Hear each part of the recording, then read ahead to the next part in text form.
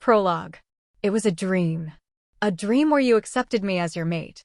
We were together, showing the world that we cared for each other. We were building a life, starting a family. Of course, it would be a dream. I was the one who accepted your rejection, as you had already given your heart to someone else, someone I couldn't compare to. I thought I would get my happy ending, but that never came. The words I longed to hear were, "Don't leave." But I guess that will never come because I'm fading away, and I don't have you by my side. I slowly heard the beeping sounds above me, my eyes growing heavier, and the last thing I heard was my heartbeat, until silence took over. Chapter 1. How long has it been since I've been back here? Oh, right, 5 years. 5 years of pain and sadness in this forsaken place. I had already vowed never to come back, and I did just that, but that all changed when I got the news. If you guys are confused, let me refresh. My name is Christina Pryor, and I am 17 years old. I am a werewolf, and I came from the Nightshade Pack, located in London, Britain. I was treated poorly in that pack, like a servant. No one cared for me, not even my family. They always had me do their chores, which were their own responsibilities. I was rejected by my mate when I was just 13 years old. I bet you're wondering who my mate was. It was the future alpha of the Winter Glade Pack in Scotland. Yes, I did run away from all of that. I just left a note on my bed saying that I couldn't handle being around everyone and that I needed some space. When I ran, I found refuge in the Moonstar Pack, located in Ireland. Like all other stories, they accepted me, and I stayed with them for 3 years until things changed. Want to know why? Because their mates misunderstood me. I was close to them, and they thought I was trying to take their mates. They lied and said that I threatened them, and sadly, everyone believed it and kicked me out of the pack, making me a rogue. Even my close friends there stared at me in disbelief. My heart broke, but I moved on. A few weeks later, I flew to America, got a job as a waitress at a large restaurant, and met a fellow werewolf. He turned out to be Bart, a beta of the Fire Pack, the strongest pack in the world. I soon became very close with the pack. I've been part of the pack for about 2 years now and became very close to Amanda, Lexi, Bart, Ken, and of course, Alpha Jason Lex. I was known as the sunshine of the pack because I could make everyone smile, mostly because I remained innocent to the world. Everything was fine until everything changed. I fell seriously ill to the point where I couldn't get out of bed. I went to the pack doctor, and that's when my world came crashing down. I was diagnosed with terminal cancer. The doctor said there was nothing they could do. My wolf had given up, and so I would die a slow, painful death just like a human. My friends were with me when they heard the news. The doctor also said I only had 2 months to live. After that news, everything changed around the pack, but not in a bad way, in a good way. Everyone started helping me around, always staying by my side when I had severe pain. Without them, I don't know how I would have made it through. I would have begged for my suffering to end, but with them, I endured. Now, I'm heading to London with the pack for an annual meeting. Something bad might happen to me, but I am not scared. I'm ready to face everyone who turned their backs on me. I woke up suddenly and rushed to the bathroom, where I vomited. But this time, instead of food, it was blood. I groaned in discomfort and flushed the toilet. Slowly, I stood up and rinsed my mouth with water. I looked at my reflection and saw how dull my gray eyes had become. Despite my illness, my hair still had life and my skin appeared healthy. But I was losing weight rapidly, even though I didn't starve myself. I had a cute button nose and dimples on both cheeks. I sighed and brushed my hair, then stepped into the shower, hoping the warm water would wash away some of the pain. After the shower, I dressed in cozy sweats and a sweater since I was leaving to fly to London with the pack. All my belongings were already on the jet, so I only had to have breakfast and grab a few essentials, my Chanel glasses, iPad, and phone. Downstairs, I grabbed a piece of bread and butter while waiting for the others to arrive. As expected, Jason, Lexi, Amanda, Bart, and Ken walked in. I pulled open the door before they could ring the bell. Lexi and Amanda pulled me into a hug. I tried not to cry, but I could hear their sniffles. I noticed Jason, Ken, and Bart had sad expressions on their faces, but I tried my best to smile and said, "Let's eat breakfast and get ready for the flight." Everyone followed me into the kitchen, where I prepared my toast, spreading butter on it evenly. "How are you?" Bart asked, biting into an apple. I swallowed my toast and stared at them, playing with the edges of my toast. "It's getting worse," I whispered. "What do you mean by worse?" Lexi asked, her eyes filling with tears again. I bit my lip. "This morning, I vomited blood instead of food." Amanda and Lexi started sobbing. "That can't be." "It means your sickness is spreading faster," Jason whispered, running his hand through his hair. I smiled weakly. "It's okay, I'll be fine." They all stared at me but nodded slowly. After a group hug, I reminded them that we needed to leave soon, so we all headed to the airport on time. As we drove to the airport, Jason cleared his throat. "We were wondering if you're okay moving into the pack house, so we can keep an eye on you." I smiled and assured them. "I'm already selling my house, so I'll move into the pack house." Lexi threw herself at me, squeezing me tightly. Lexi can't breathe," I said, patting her back. She quickly let go. "Oops, sorry," she murmured. Once at the airport, we boarded the plane. I felt relieved to finally be heading back to London. Jason sat next to me for the long flight. I leaned on his shoulder, closed my eyes, and let sleep take over. I woke up when the plane landed. Jason helped me out of my seat, supporting me as I felt lightheaded. He wrapped his arm around my waist as we walked down the aisle. At the hotel, Jason's mom, Miranda, touched my forehead. "You're burning up, Christina," she said, causing everyone to gather around. I waved it off. "I'm just tired, that's all. A good rest will fix me." As the day went on, my health continued to deteriorate. I had another episode of vomiting blood, but with some help, I was able to rest in bed. Everyone around me was supportive, ensuring I stayed as comfortable as possible. When I woke up again, I found a letter from Jason. "We're meeting with the other alphas. We won't be back until 7. Get some rest, and we'll take you out to dinner after." I smiled and placed the rose he left me in a glass cup by my window. I went to freshen up and chose a dress. After my makeup and hair, I was ready to face the day, despite everything happening around me. I texted Jason that I was going out to eat. As I left the room, my bodyguards followed me, ensuring my safety. The city was busy, but I was determined to enjoy my day, despite the heaviness in my heart. I felt as though someone was watching me, but I dismissed it and continued on my way. The feeling of being watched lingered, but I refused to let it ruin my time. I would face whatever came my way. Chapter 2.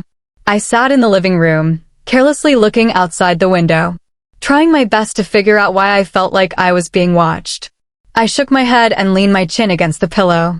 I was already ready for the dinner that everyone was taking me to, but I still had time, since it was just 6:30. I groaned and stretched, relieving the ache in my ribs, rubbing it gently. But the more I rubbed it, the more it hurt, like a sharp, stabbing feeling. My face twisted in pain. I bit my lip as it became harder to breathe. I shook my head, clutching my chest. Soon, I began seeing black dots in my vision. I knew this was serious. I tried to call out for help, since I knew Liam and Jackson were nearby, but I couldn't make a sound. It felt like something was constricting my throat. Panic started to set in, but I fought it as best as I could. "Tina," a soft voice whispered. I looked around, but everything was dark. "Tina," it repeated. The voice was familiar, but my mind was too fogged to recognize it. I spun around, trying to find a light source, but there was nothing. I fell to the floor, clutching my chest, trying to regulate my breathing, but it only made things worse. After a few minutes, I closed my eyes. When I opened them again, a tiny light appeared in the distance. I smiled and stood up, running toward it as it grew larger. As I reached the light, my eyes fluttered open, and I found myself in bed, wearing my black lace nightgown. I groaned and shifted my gaze to the digital clock by my bedside. 4:00 a.m. I tried to lift my arm, but something held it down. Turning my head, I saw the 4 still hooked to me, but this time, a blood bag was attached. I was getting a transfusion. What happened last night? I groaned quietly and looked around the room. No one was inside, probably still asleep. But I heard mumbling outside the door. It sounded like Jared's voice, whispering to someone. I could make out some words. Wait, going, see, wake. The door creaked open, and I heard soft footsteps. It was Jared. Despite his intimidating look, he was like a big teddy bear. Chrissy? Are you awake? He whispered. I groaned, which caused everyone to rush into the room, pushing past each other to see me. Lexi rushed to hug me. I slowly wrapped my arms around her, resting my chin on her shoulder.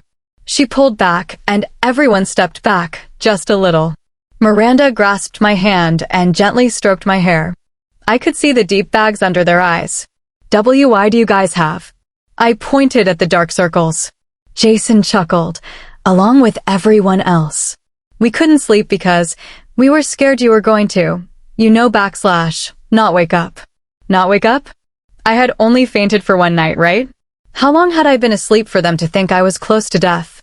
Miranda coughed. I turned to look at her, and she said softly, Dear, tell us what happened. I whispered, I don't know.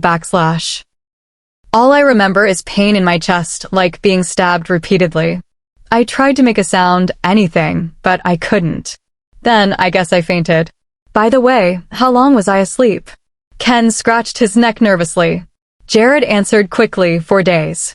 A gasp escaped my lips. 4 days? That was impossible. I remembered being trapped in darkness for just a few minutes. But 4 days? Miranda pulled me into her chest, patting my back. I could feel her understanding. Now I knew why they were so afraid. They didn't want to close their eyes, fearing I might not wake up again. Tears streamed down my face, landing on her skirt. She froze for a moment. I'm sorry for being sick. Sorry for causing you all to worry, I mumbled, my shoulders shaking. Miranda sniffled. It's not your fault, dear. This was an accident. Yeah, but if everything in your past didn't happen, we would have never met and become family, Amanda added, sniffing too. I slowly lifted my head and smiled. They smiled back. Miranda wiped the tears from my face. Don't ever think you're a burden. You're family, and you will always be family. I nodded slowly, and a yawn escaped me. Everyone else yawned too. I chuckled. You guys are tired. Go back to sleep. I sensed them nodding. Miranda and Jared kissed my forehead, whispering goodnight. The others all waved and mumbled their goodnights as they left. It was just me, Amanda, Lexi, Jason, Ken, and Bart left. They all climbed into my bed to cuddle with me. Why don't you guys go back to your own beds? I asked, snuggling closer to Jason's chest. He kissed my head and whispered in my ear, because we don't want to leave you. Everyone mumbled in agreement, so I knew I couldn't change their minds. I was caught off guard by how they seemed to know something, but I pushed the thought away and closed my eyes, embracing the warmth from Jason and the others. The next morning, I woke up to the sunshine hitting my face. I groaned quietly and covered my eyes with my arm. I turned to see everyone still asleep. I laughed quietly, then carefully unwrapped Jason's arm from my waist. The 4 was completely gone, which meant Kayla must have taken it out when I was sleeping. I shrugged and walked to the bathroom. As I waited for the shower to heat up, I brushed my teeth. After rinsing, I began working through my tangled hair. Once done, I slipped off my nightgown and stepped into the shower, welcoming the heat. I washed my hair with jasmine and vanilla shampoo and remembered how I had felt yesterday, like we were being watched. But how had Liam and Jackson not felt it? They still had their wolves, while mine had disappeared because of the cancer. I quickly scrubbed my body with jasmine body wash, then rinsed off. When I was done, I stepped out and wrapped myself in a golden towel from the hotel. I walked to the door, the steam rushing out as I opened it. I looked outside and saw that everyone was still asleep. I smiled and walked to the wardrobe, picking out a tan sweater and black tights. I grabbed my pink bra and panties before heading back to the bathroom. I slipped into the clothes and continued drying my hair. After I was done, I paired my outfit with a gold bangle and silver earrings, adding mascara and lip gloss. I grabbed my white flats and walked out of the room, carefully closing the door behind me. I sighed and called room service. Hello, how may I help you? Hi, can I order 6 plates of your breakfast specialty? I asked. Of course. Is that all? Also 6 glasses of orange juice and a plate of fresh fruits, I added. Got it. Your food will be up in 20 minutes. I hung up the phone and walked over to the window, watching the birds fly by. Soon, there was a knock at the door. Room service, a voice said. I opened the door to see a handsome delivery boy with blonde hair and gray eyes. He had a muscular build and a chiseled jawline. He smiled at me as he set the plates down. Thank you, I said, smiling. He nodded and smiled back. Have a great day, Mississippi. I closed the door and walked back to my room, where everyone was just waking up. I greeted them and laughed as I handed out the breakfast. After we ate, we decided to visit Jared and Miranda's room.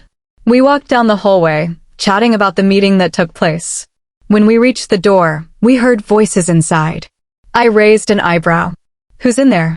Jason shrugged, but there was a look of recognition in his eyes. Maybe it's one of the alphas from the meeting. I nodded, and Bart knocked on the door. Miranda opened it, looking radiant in a red dress. Come in. Did you eat already? She asked. We all nodded. Jason asked, Who's here talking to Dad? Miranda's expression shifted. Your old pack and your mate are talking to Jared, but not face to face. I nodded, understanding. Jason changed the subject, and Miranda told us it was the Alpha and Luna of the Shadow Pack from Canada. We all laughed as the Alpha and Luna made their way out. Miranda greeted them warmly, and we had a pleasant conversation. Later, as we chatted, I noticed Luna's smile when she said, I like you already. Chapter 3. Christina. I woke up and found myself already in my pajamas and my room. I sighed and remembered that Jason had promised to carry me back, and I am glad that he had. I turned my head gently and saw that it was just 9 a.m. Sighing, I dragged myself out of bed and walked straight into my bathroom. I didn't bother to close the door since I wasn't going to shower. After brushing my teeth and washing my face, I got ready, brushed my hair, and did my morning routine. I walked out and went straight to my closet. I stripped off my pajamas and slipped on comfortable white sweats that were loose at the top and tighter at the legs. I grabbed the matching sweater and slipped it on after putting on my bra. I caught and slipped on my red shoe wedges before walking out of my room. I found that everyone had already left for the meeting. I sighed and noticed Ken had already ordered my breakfast. I carefully walked over to the table and opened the lid.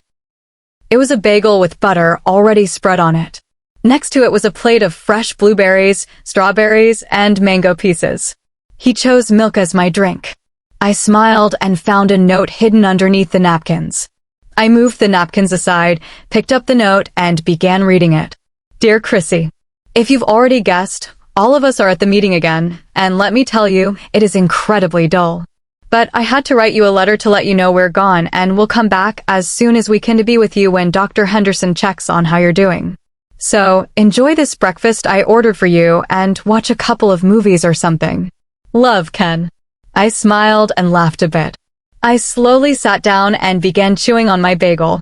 My thoughts started wandering. I knew things were getting worse.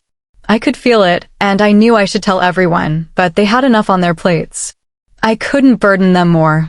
The pack comes first, and the safety of others matters too. I sighed and poked a piece of mango with my fork. I slowly took a bite. My thoughts turned to my family, pack, ex-friends, and my mate. I should tell them about my situation, but I wondered if they would even care. Perhaps they would be glad I was gone. But I had to face them sooner or later. I didn't want to hold on to hate or anger. I tried to forgive and move forward, living my life in peace with the pack. I chugged down my milk and cleaned up the tray. I carried it out into the hallway and then walked back to my suite, closing the door behind me. I waltzed back to the couch and turned on the TV, scrolling through channels. I came across the X Factor. This will have to do, I thought.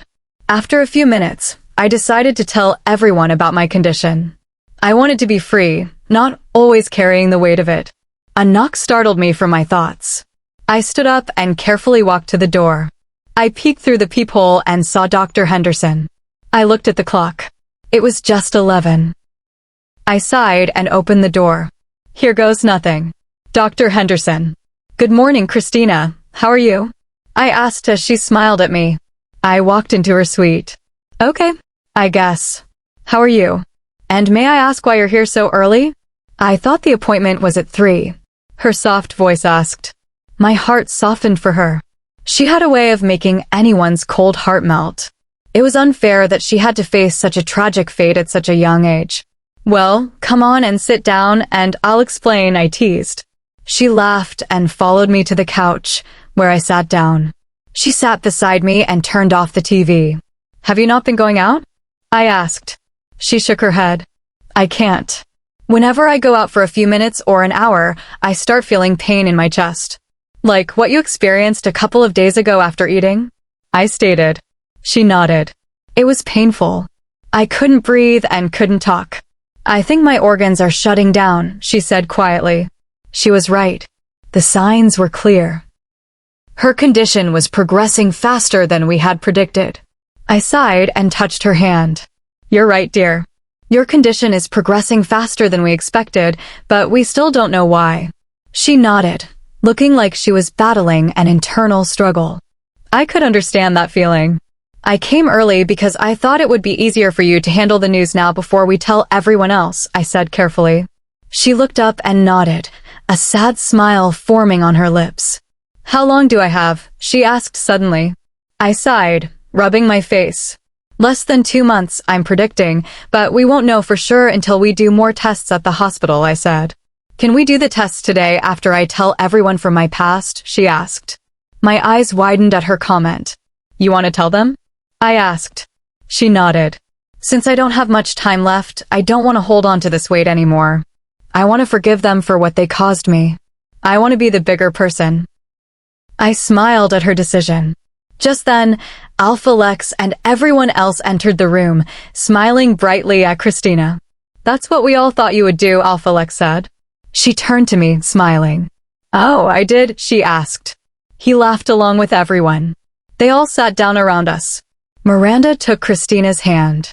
If that's what will give you peace, then do it, she said. Christina smiled and nodded. Well, let's get this show started then, James, a pack fighter, said. I nodded and turned to Christina. So, it's up to you. Do you want to tell them now or after we check your condition at the hospital? She bit her lip.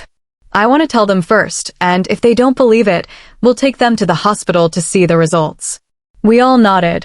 Okay, I'll call Dr. Kierg to make a room available for us, but for now, let me check how your chest and breathing are doing, I said. She nodded and took off her sweater. I smiled at her as I prepared for the examination. Everyone watched closely as I worked. As I packed up my case, I looked up. Christina, remember to take the medication I gave you after each meal, okay? I reminded her. She nodded. Before leaving, I paused. Since I made you take the medication, you'll likely fall asleep soon. It'll take away some of the pain, but not all of it. That's for your safety, I explained. Miranda smiled. Don't worry. We'll make sure she sleeps and takes her meds. Now go back to your mate. I'm sure she's wondering where you are. I laughed and nodded. Okay, I'll see you at the hospital tonight. Take care, everyone. Sighing, I made my way back to my mate, wondering how everyone would handle the news that Christina had less than 2 months to live. Miranda. I watched as Dr. Henderson left the room. I sighed and turned to everyone, who seemed frozen in place, watching where he had just been. I walked over to Christina. Come on, off to bed now, my dear, I said. She smiled and nodded. I helped her to her room and tucked her in. As I was about to leave, she called out for me. I turned around and sat beside her, tucking a strand of hair behind her ear. Yes, my dear. She whispered, what if they don't care? Her voice was filled with doubt. My heart sank. I touched her hand. They will care. But if they don't, you have us. And we will always care for you, I said firmly. She smiled softly. I love you guys so much, she whispered before her eyes closed. I stood up quietly, leaving her to rest. I walked back into the living room, where everyone was waiting. Jared rushed over to me, embracing me tightly. How could they hurt such a sweet, innocent girl? I whispered, tears falling. She did nothing but try to make them love her, and they repay her by hurting her every day, I said, burying my head in Jared's chest. After a few moments, Ken entered the room with news. I've called the alphas from her old pack and her mate's pack. We'll meet them at dinner today. I told them not to ask questions. We all nodded, and Ken sat down. I'm going to check on Tina, he said, and Lexi and Amanda followed him into her room. I sighed, resting my head on Jared's chest. I swear, if anyone is rude to Tina at dinner, I will kill them, I muttered, earning a few chuckles. Don't worry, Ma. We'll all do the same, Jason said, playing with his phone. We sat in silence until we heard water running from Christina's room. She must be awake, Jared murmured. I smiled. Well, she needs to be awake. We only have 2 hours before dinner and then the hospital, I said. He nodded. Soon, Amanda appeared at the door, pale and teary-eyed. What's wrong? Is something wrong with Tina? Bart demanded. She's getting so thin. I can see her ribs, Amanda whispered, wiping her tears. I shook my head. Does she need extra towels? I asked quietly. Amanda nodded, forcing a smile. Yes, Luna. I smiled and went to grab towels for her. I'll come with you girls, I said, but Amanda insisted she and Lexi could handle it. I turned to Jared. Come on, dear. Let's get ready, I said. He took my hand, and we walked to our room. As I walked, I couldn't help but worry about Dr. Henderson hiding something important about Tina's health. He'd better tell me soon. Christina. When I opened my eyes again, I saw Amanda and Lexi's faces above mine. I groaned, and Lexi helped me sit up. What time is it? I asked quietly. It's 6 p.m., Amanda murmured. I nodded slowly, still in a daze. Let's get you to the shower so we can pamper you, Lexi said. I smiled and followed them. They helped me get dressed and ready for dinner. I asked why I was getting dressed, and Lexi explained it was for the dinner with my past, my mate, and my family. After getting dressed, they helped me with my hair and makeup. I was shocked at how beautiful I looked. You look fabulous, Amanda shouted. I smiled, thank you. I grabbed my clutch and walked out of the room, seeing everyone else ready. Jason turned his head as I walked over, his eyes wide. You're wearing the ring, he said softly. I smiled. Yes, because of Lexi and Amanda, but I have to admit, it does fit the outfit, I said. He chuckled, kissed my cheek, and we headed to dinner. As we arrived at the restaurant, I felt nervous but determined. When I walked in, I was greeted by my past. Ian, I whispered, freezing at the sight of him. Chapter 4. Jake. I put the phone back on its receiver, sighing as I leaned back in my leather chair, rubbing my eyes and face. I closed my eyes for a moment, hoping to get some rest. A knock startled me, making my eyes flutter open. I groaned in annoyance. What? I said, my alpha tone leaking out. The door opened, revealing Maria, the girl I chose over Christina. I had chosen her best friend instead of my own mate. I stared at her neck and saw my mark still there. I marked her a few months after Christina disappeared. If you're thinking Maria has a mate, and I'm going to be alone forever, well, her mate rejected her and mated with another she-wolf in my pack. He completely severed the bond between them, leaving Maria to suffer the pain of losing her mate. If you're wondering if I severed the bond with Christina, no, I didn't because I never wanted to hurt her. I love her and I hate myself for letting her go. But it seemed like it was for the best. She wasn't Luna material, and no one cared about her. I stared at Maria, her blonde hair lightly curled, wearing skinny jeans and a white tank top that showed off my mark, pleasing my wolf. But the truth is, neither my wolf nor I was ever pleased. We only wanted to see our mate wear our mark, but that was a dream now. What is it? I asked her quietly. She smiled and walked into the office, closing the door tightly behind her. I know you'd rather drown yourself in work and forget about today, she started, but I cut her off. And what day is today? I said in a monotone voice.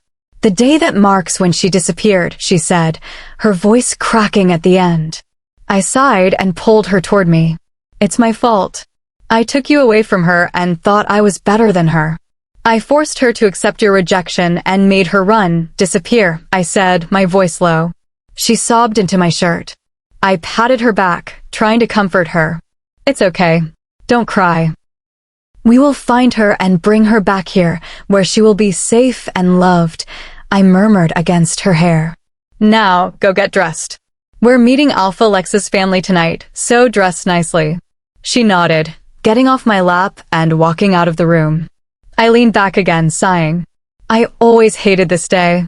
It made my wolf go into depression, and I hated myself more each time it came around. I pulled open my locked drawer and took out pictures of Christina, ones I had taken during visits to her pack or when she went with her family and Alpha. I ran my thumb across her face in the picture. A single tear fell, landing directly on her face. I wiped it away and carefully placed the pictures back in the drawer, locking it tightly to keep it safe from Maria or anyone else. Lance, John, Trevor, get dressed and tell your mates to get dressed as well. We have dinner with Alpha Lex's family at 6. I mind-linked them. Yes, Alpha, they replied. I groaned, stretching my aching muscles before heading back to my room. As we all got into our cars and drove to the restaurant, La Bella, I glanced at Maria. She was wearing a tight black dress with black heels, her hair lightly curled and her makeup dark. She looked beautiful tonight, but not as beautiful as Christina. I parked the car and got out, waiting for Maria as she looped her arm around mine. I sighed quietly, walking inside as everyone followed me. As I spoke to the host, they escorted us to our table, where we met Alpha Ian, his mate, and his friends. Ian, why are you here? Did Alpha Lex invite you as well?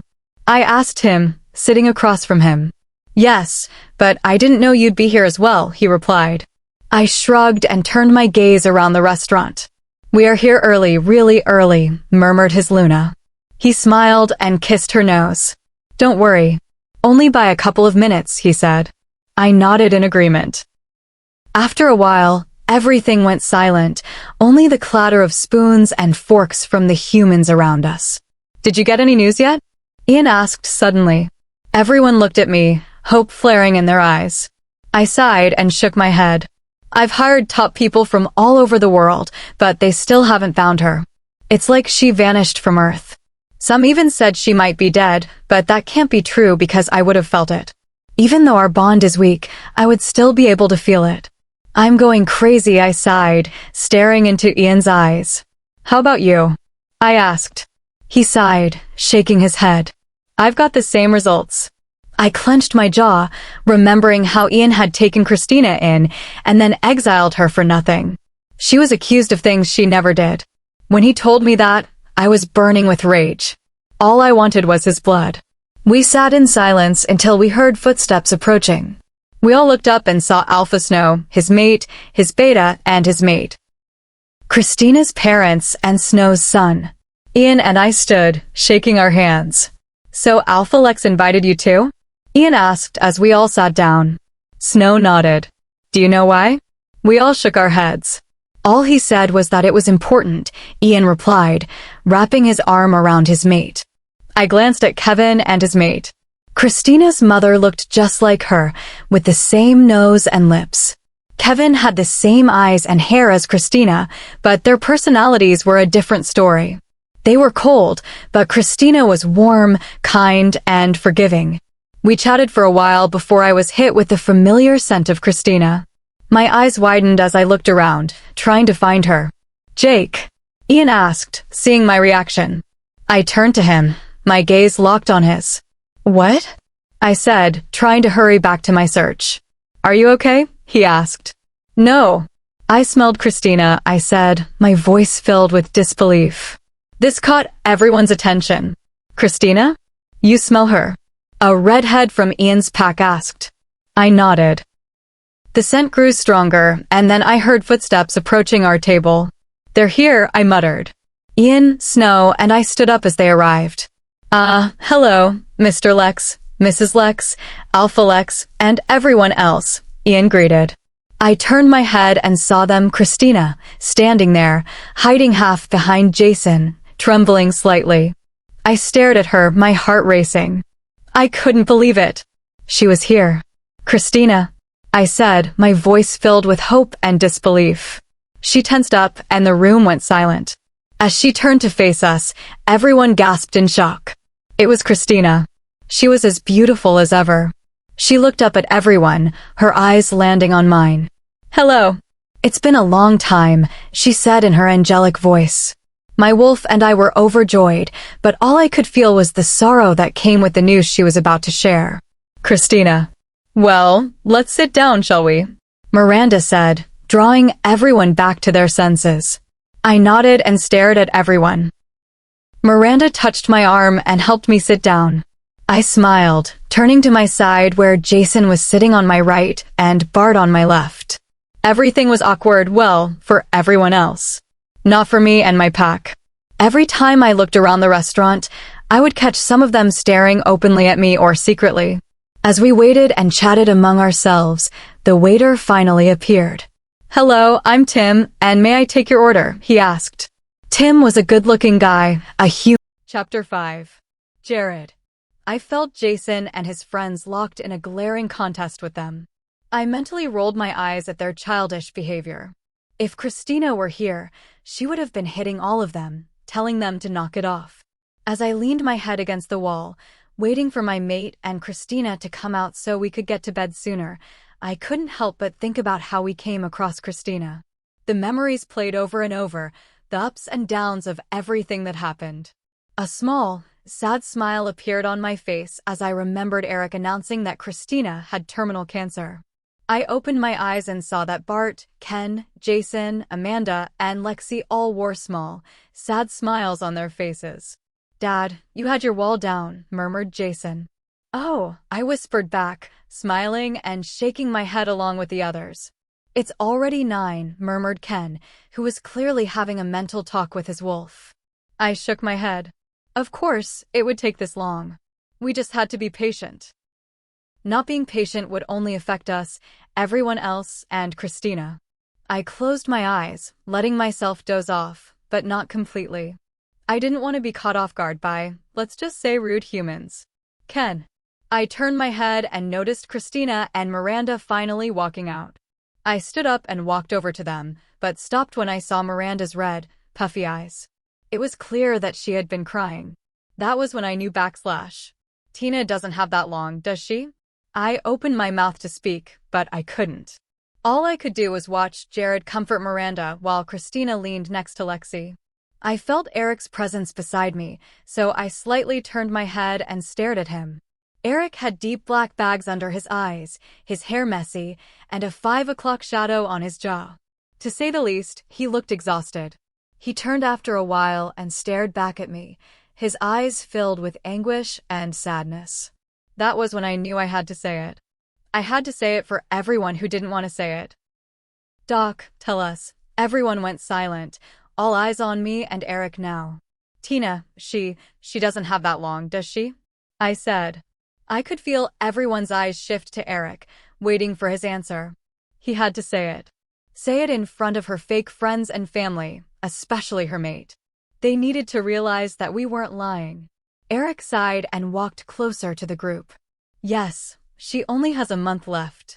It seems that due to her traveling and being here, it caused a significant amount of stress, which sped up the process of the cancer cells." As he finished, there were small gasps from the other packs, especially from Tina's parents. "I would suggest you all get ready, especially you, Christina," he whispered. With a nod, he walked away, heading back to his mate, who embraced him and took him out of the waiting room, leaving everyone to take it all in. I turned and walked slowly over to Christina. She looked up at me, smiling slightly. I pulled her into my chest, embracing her. As I held Tina, I heard a low, distinctive growl from the one person I loathed more than anyone else, Jake, her mate. And that was when I had had enough. I attacked him right in front of Christina and everyone else. And, let me tell you, it was worth it. Chapter 6. Christina. I watched as everything went crazy. The security, the alphas, and everyone else were pulling Ken and Jake apart from each other.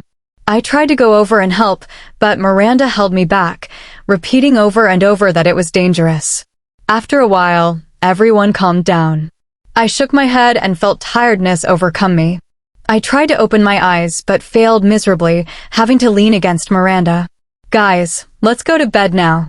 It's been a long and tiresome day for all of us, especially Christina. Having her see you fight is already making her tired, so please, tomorrow we can discuss this whole ordeal when we're all refreshed," Miranda scolded everyone. I had a small smile on my face as I listened to Miranda. I should remember to thank her for controlling the whole situation. I could hear footsteps coming closer towards me and Miranda. "It's okay, dear. Go to sleep," Miranda whispered to me. I nodded and leaned closer to Miranda's body as she was giving off warmth. Sighing in contentment from the warmth, everything afterwards went silent. I snuggled closer to my pillow, trying to keep my body heat circulating under the thick blanket. I could feel the warmth of the sunlight hitting my shoulder. I tried to fall back asleep, but I couldn't. The events from last night in the hospital kept me awake. My eyes fluttered open, and I looked around, sighing as I realized I was in bed and no one was in my room, as they usually would be. But I didn't mind. I was glad to have a little bit of privacy for now. I knew that later on, I wouldn't have a single moment alone. I yawned quietly and rolled over onto my back, staring aimlessly at the ceiling. My thoughts raced, but the one question that kept coming back, no matter how much I tried to push it away, was what my family, friends, and Jake thought about all of this. I scoffed quietly. They probably would abandon me, like they did before, going back to their wonderful life of immortality. I closed my eyes and pinched the bridge of my nose, feeling a headache creeping onto the back of my head. I lay there for a while, feeling the headache slowly subside. I shouldn't think about what they're going to do. It's not going to make up for the past years, but I forgive them. I just can't let them into my heart yet. I've been betrayed far too many times to count. I slowly lifted the blanket off my body and sat up, letting my feet touch the carpeted floor. I noticed I was dressed in Jason's shirt. I lifted it and took a sniff. His scent always calms me down whenever I'm in pain. I stood up, grabbed a new pair of panties and a bra with black shorts, and walked into the bathroom. I took off his shirt and left it on top of my clothes, planning to wear it again. As soon as I stepped out of the shower, I was hit with intense pain in my chest. I groaned and clutched my chest, trying to regulate my breathing. After what felt like an eternity, the pain subsided, and I slowly lifted my torso, hoping the pain wouldn't come back. But it didn't. It wasn't the mate bond. Our bond was still recovering. It was my sickness, my death. Sighing, I wiped the droplets of water off my body and face, slipping into my clean panties, bra, shorts, and Jason's shirt. I brushed my wet, tangled hair until it was perfectly straight. I walked out of the bathroom, turning off the light as I left, and walked into the living room, where everyone was waiting for me. As I entered, everyone turned their heads toward me. Smiling at them, I walked over and sat down next to Jason and Ken. "How was your sleep, dear?" Miranda asked from across the table as the staff continued placing dishes on the table. I smiled and nodded my head, noticing the tiny water droplets from my hair flying in my view. I bet they could see it too. "It was okay, but who dressed me?" I asked as Jason filled my plate with healthy food under Dr. Henderson's recommendation. "It was me," said Lexi, stuffing her face with eggs. I laughed and nodded. "Chrissy, your hair is still wet. After we're done eating, we'll blow dry it." "We don't want you to get sick," scolded Amanda. "Okay," I said, feeling heat crawl up to my cheeks, earning chuckles around the table. I picked up my fork, stabbed the egg white, and put it in my mouth. I watched everyone eat and make little talk about what's going to happen with the pack stuff. I turned my head to Jason and nudged him. He looked down at me and smiled. "Thanks for the shirt." "Haha," I muttered. He chuckled, leaned in, and kissed my cheek. "No problem, sweetheart," he whispered into my ear, his breath tickling my ear. I smacked him lightly on the chest. We continued talking and eating until we were interrupted by a knock on the door. It was repeated knocks. We stopped talking and looked at the door. I turned around and raised my eyebrows at everyone, signaling if they were expecting someone, but they all shook their heads. "I'll go get it," murmured Bart as he stood up. We all watched as he stalked towards the door carefully. Once he opened the door, my fork dropped and hit the plate as my mouth hung open. Chapter 7. Maria. I couldn't help but feel a smile make its way across my face as I finally heard Christina sing. She never sang before in the past. She always told us that she couldn't sing at all, and when she did, she sounded like a dying whale. To say the least, I'm very pissed at her right now for lying to us that she can't sing. But I know that I can never be angry at her. It is she who has to be angry at me. I stole her mate, and I abandoned her. Sighing in my mind, I looked down at my hand. Should I give Jake back to Christina? I looked up once more at Christina, her face showing signs of happiness. I hope I make the right choice. I want to make everything right for us. Christina ****. We finished our fun and were now sitting face to face with each other. In silence. Awkward silence, that is. I bit the inside of my cheek, avoiding the gazes of the others, keeping my gaze fixed on the blank TV. We continued in silence for 3 minutes, until finally Miranda spoke up. So, we didn't get a chance to ask you all why you're here this morning, she said strongly. I could imagine seeing hatred and fire in her eyes as she spoke to them. We wanted to meet up and have a chance to speak with Christina, said my mother. I looked down and allowed my hair to cover my facial expression. Why should we allow you guys to talk to her? Said Bart, speaking casually. Because we want to make it up to her. We want to be with her when she, said Rena. Listen, I'm happy that you're trying to make it up and all that, but can you please let me have time to think about it? I can't agree to this right now at this moment. I have some things to talk about with everyone else, and I trailed off suddenly. I stared at them, trying to make them see that I couldn't really agree to it yet. They nodded and had strange smiles on their faces. Of course, Ian said after a while. Thank you, I said, standing up and walking over to my bedroom. I'm going to take a nap, I said to everyone. They all nodded. Of course, dear, go ahead. Later on, I will come in and give you your pills, Jared said. I smiled and nodded, walking into my room, where I allowed my tears to fall. Jake ****. I watched her until the part where she closed her bedroom door, secluding herself away from all of us, but I knew that she wanted to seclude herself from us. Sighing, I turned my head and flinched back when I noticed Jason glaring at me. This is all your fault. She was fine being here until you decided to show your fugly face, he growled lowly at me. My anger burst at what he said. How dare you say that? It wouldn't have gone this far if you and your pack decided to call all of us and tell us that you have her there with you. I growled back at him, my wolf taking control. Before he could jump and tackle me down, his father grabbed his shoulder and forced him to stay seated. Listen here, both of you. I know that you care and love Christina, but right now she must be having a mental breakdown. So calm down. This place isn't right to argue about this whole thing, said his father. Yes, we both said. I slumped down inside. So, when the meeting is over, is Christina going back home with you guys? Maria asked. I could hear in her voice the fear and worry that she might end up leaving without having a chance to patch things up with us.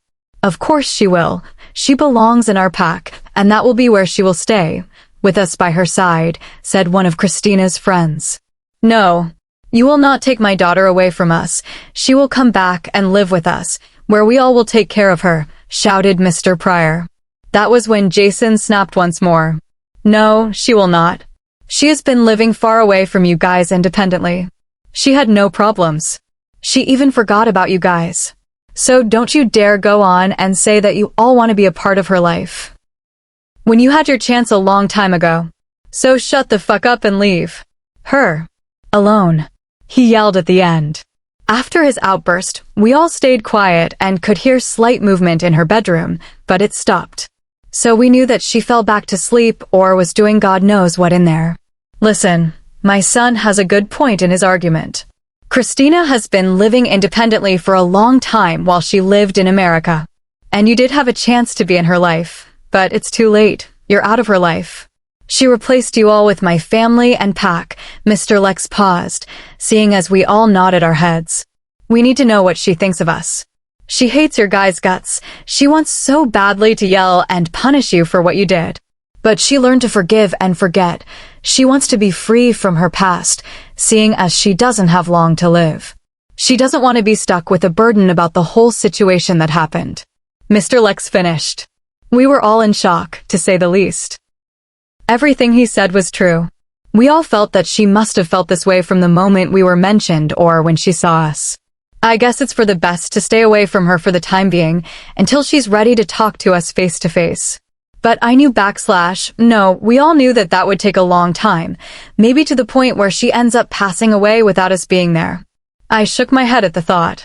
No, I will be there for her in the hospital. She is my one true mate, and I will be damned if I choose to ignore her and live my life normally as I could. We were at our room, where the others followed us back to. It seemed like they wanted to talk about Christina, but I wasn't up to it. I couldn't even think straight as I drove home, my mind filled with the burden of our sick past. I sipped my whiskey and stared at the burning fireplace. Do you think she will talk to us? Ian whispered.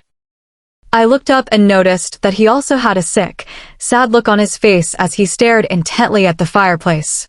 I don't know but I know she will. Maybe not now but somewhere in the future, I murmured. When, in our dreams, when she already passed away, scoffed Rena, the redhead. Ian and I growled at her. What? I can't? My friend is dying, and she hates all of us for what we did. We didn't even try to find her once we found out that Ryan, Nick, and Joe's mates lied to us. She finished, tears leaking out of her eyes. It's just unfair. She must have suffered so much.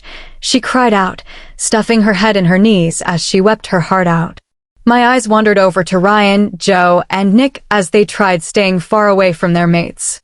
Sighing, I rubbed my eyes and leaned forward. Listen, we all were stupid, childish when we were younger, but that doesn't change the fact that it could never change. Unless we try and make it up to Christina, make her see that we mean no harm. That we want to start over, I finished. Fuck it. You know what? When they leave and go back to America, I am going along so that I can protect Christina, stated Ian. We all snapped our heads and eyes to Ian as he gulped down his drink. I nodded my head. Yes, let's do that then, I said. Everyone muttered their answer, which was yes, and we all relaxed. That was until I thought, what if Christina doesn't want us there? What should we do? Christina ***. It has been 2 days since they all were here, but I didn't mind at all. To say the least. I was happy with the fact that we were going home very soon. Do I miss my bed, my warm, plushy bed? But at least I get to wake up every morning and see the faces of the pack, as I am moving to the pack house, where I can be under surveillance by everyone. Not that I didn't mind. Oh, how I miss the children in the pack. And how they would scream and shout with joy as they saw me whenever I visited. A knock brought me out of my thoughts as I walked over to the door.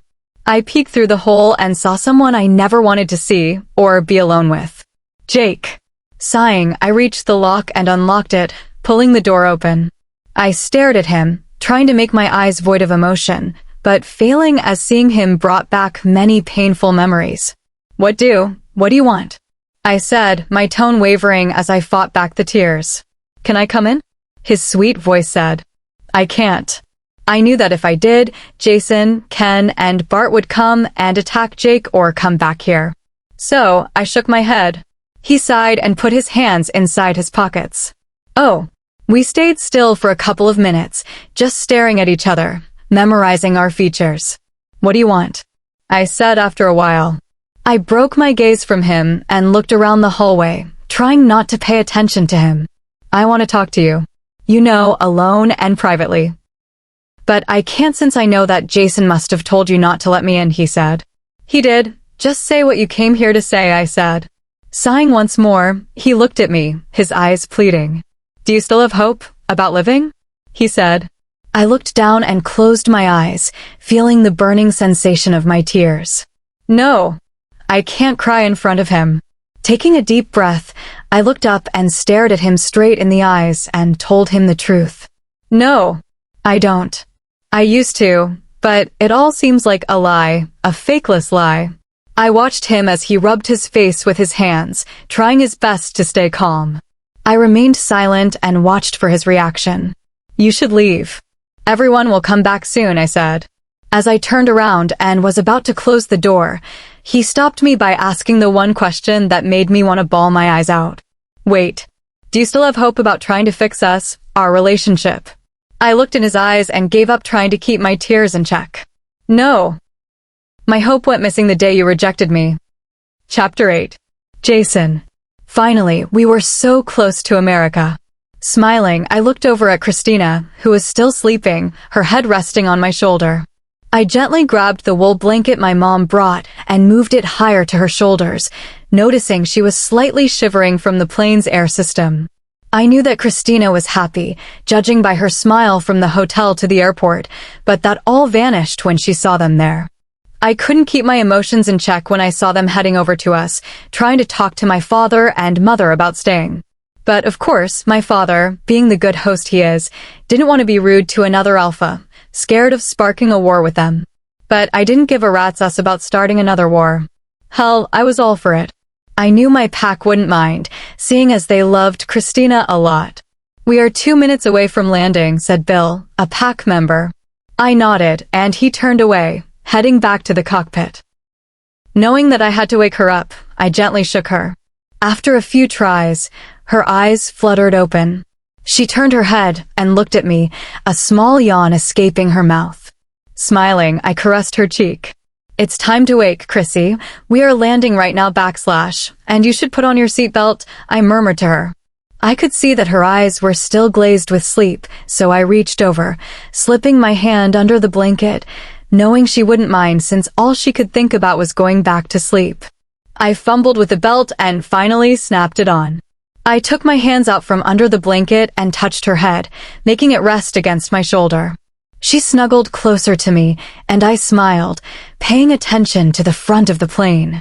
I saw my mom smiling at me. I moved my gaze toward them and saw Jake glaring at me. I glared back, sending him a silent message that I would never back down. He should back down. With that, let's hope they understand that, along with everyone else in my pack, we will hurt them if they come near her. Jake ****. I was still in a bad mood, replaying the scene in my head of how that bastard's hands went under the blanket while Christina was out of it. Maria tried to cheer me up, but all I could do was throw daggers at Jason when they were together. My wolf kept trying to break out, and I also wanted to shift and attack him, but I knew Christina was beside him, and I didn't want to injure her in the process. I couldn't bear it. We were currently sitting in separate large cars as they made their way to the territory of the pack.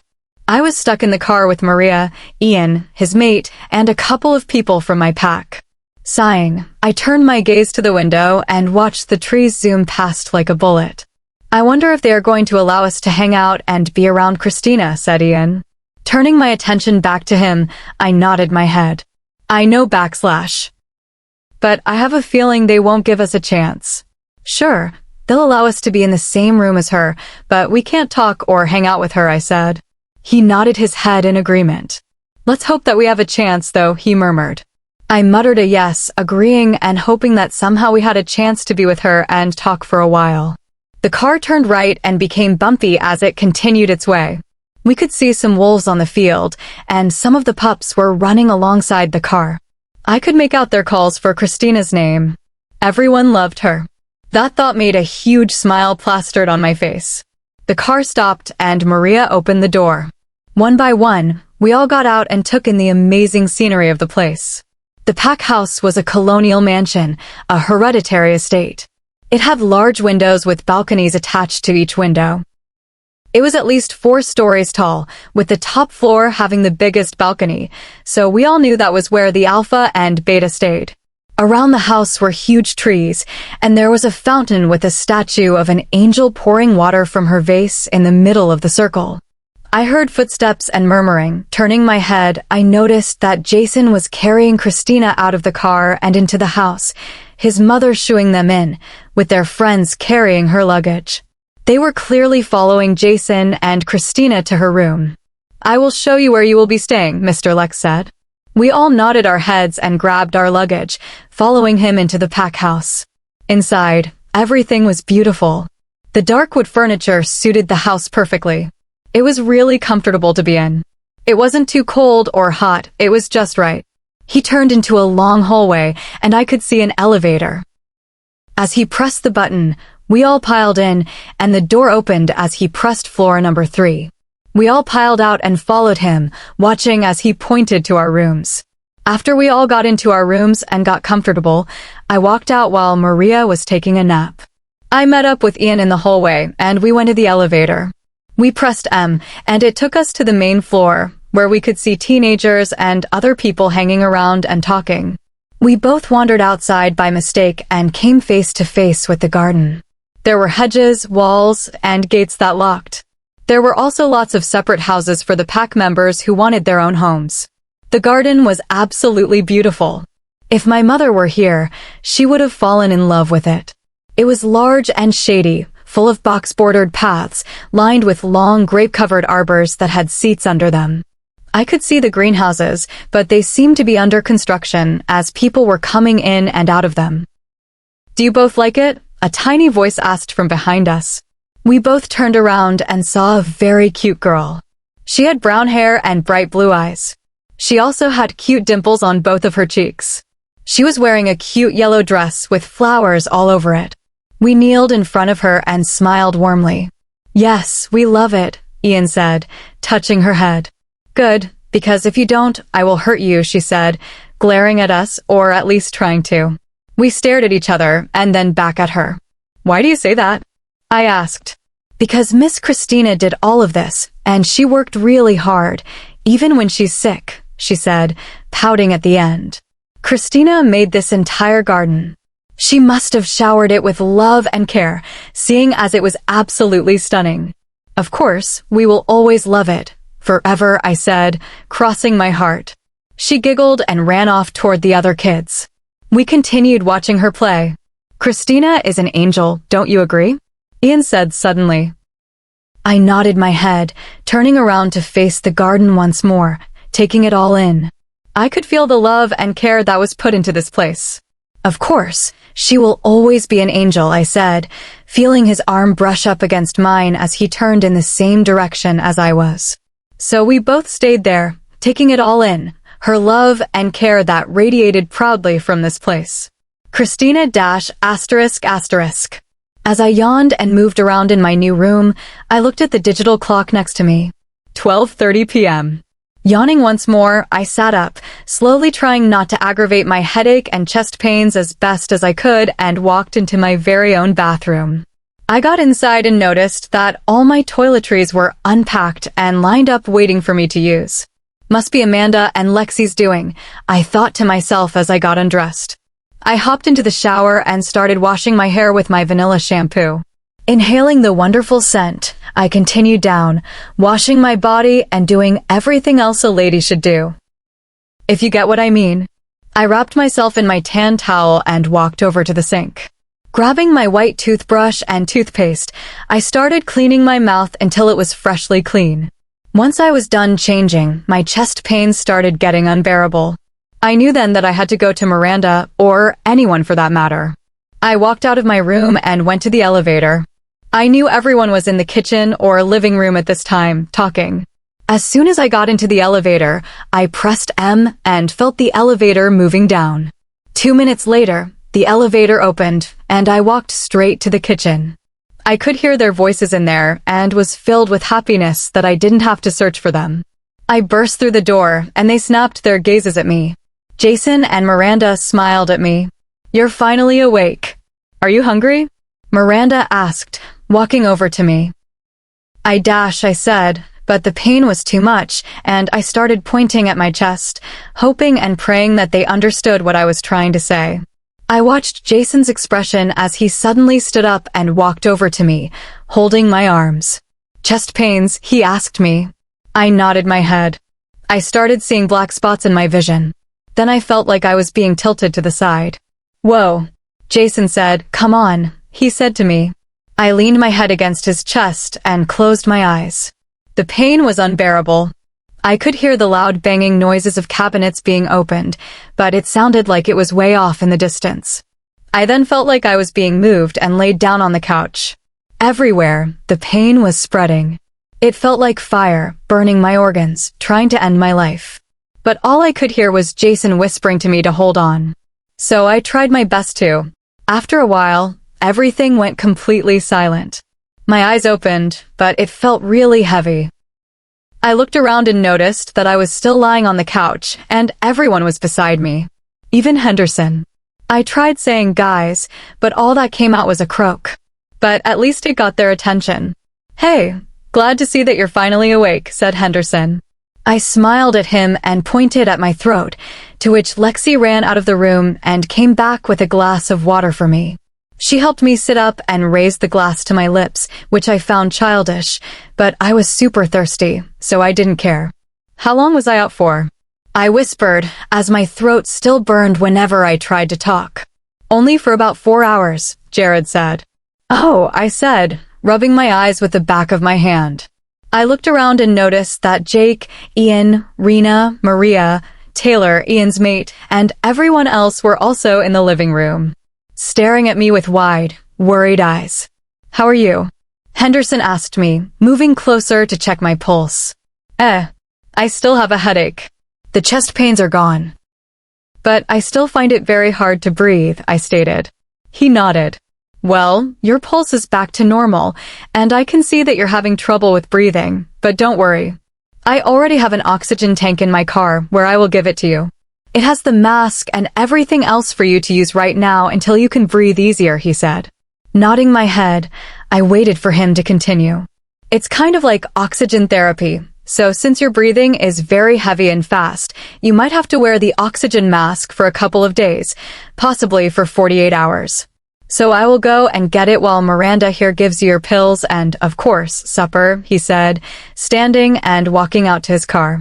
I turned around and saw that Miranda had already brought my pills and, of course, chicken cream soup.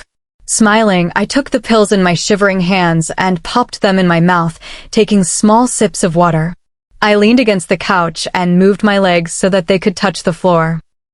Miranda and Amanda decided to take the chance and sat beside me. Miranda took the tray and placed it in front of my lap. "Eat up, my dear." I smiled and ate some of the soup. "Did you guys eat?" I asked. I didn't want them to all starve. It made me feel bad. "Of course we did. We know how you will react if we didn't eat," teased Jared. I laughed and nodded my head while taking another spoonful of soup into my mouth. Stopping, I looked up and stared at the others. "Did you guys eat yet?" I asked quietly. Yeah, we did. We ate with Mr. Lex and the whole pack," Ian said, rubbing the back of his neck. Smiling a bit at them, "That's good." They were kind of in shock as they saw me smile at them, but I forgave them the moment I saw them, so I wanted to be friendly to them, even if Jason and the pack didn't want me to. But that isn't me. I'm a forgiving person. They returned the smile at me, and I could see the relief and happiness in their eyes. Returning my attention to my supper, I finished eating and watched as Henderson and Jared put the oxygen tank and mask together. After a couple of minutes, they were finally done. And Henderson came over to me and slipped the mask on. "There, is it helping you breathe much better?" he asked. I nodded my head, knowing that I couldn't speak due to the mask. He smiled and patted my head. "Be careful for a while. Rest up. You just got back from the trip, and your body is now trying to adjust back to its normal ways. I will make sure she rests up, don't worry. But what about the appointment for Thursday?" Miranda asked. "I will come over here. Don't worry. Christina is family. She is a daughter to me and my wife," he said. Everyone nodded their heads and bid Henderson goodbye. I watched as Miranda embraced him. "Thank you, Eric," she murmured. "You're welcome, dear. I will always be free for Christina," he said, looking at me at the end. Smiling at him, I waved him goodbye. Watching him get into his car, I saw him disappear from my point of view. I turned my head and looked at everyone else. "Well, it's already 9, and your pills are already taking effect. Why don't we get you to bed?" Miranda asked me. Nodding my head, I moved the blanket off and was caught off guard when Ken carried me bridal style and walked towards the elevator with Jason behind us, holding my oxygen tank. I rested my head on his chest and closed my eyes. Finally, I fell asleep. Miranda ***. I watched as they took Christina to the 4th floor. Sighing, I turned around and saw that they were still here. Smiling warmly at them, Even though they didn't deserve it, I picked up the tray and her glass of water before heading to the kitchen. I decided to speak to them. Why don't you guys go to your rooms and rest up? It's been a really hectic day. They smiled and nodded, saying good night, and walked out of the room toward the second set of elevators. I dropped the plate and glass in the dishwasher before walking over to the kitchen counter, where Jason, Ken, Bart, Lexi, Amanda, and Jared came in. They all leaned against the counter. Well, the boys, of course, while Lexi and Amanda helped clean up the remaining bowls. I find it weird, Lexi said. We all turned our attention to her. What is weird? Ken asked. She smiled and started chuckling. That it would usually be Luna, Amanda, I, and of course Christina, but she wandered off. I nodded my head. It sure is weird. It feels funny as well, doesn't it? I asked everyone. They all nodded their heads. But all we can do right now is help Christina get well and comfortable for the time being, I said, smiling brightly. I knew Jared felt my sadness, but I was thankful that he didn't say anything.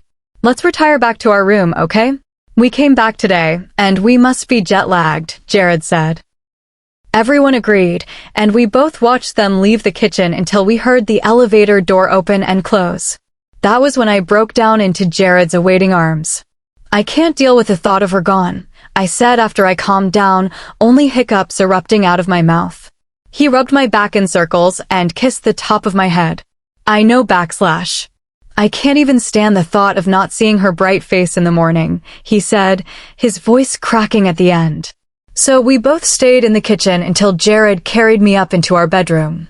We cuddled together, hoping that our time with Christina wasn't coming to an end soon. Chapter 9. Christina.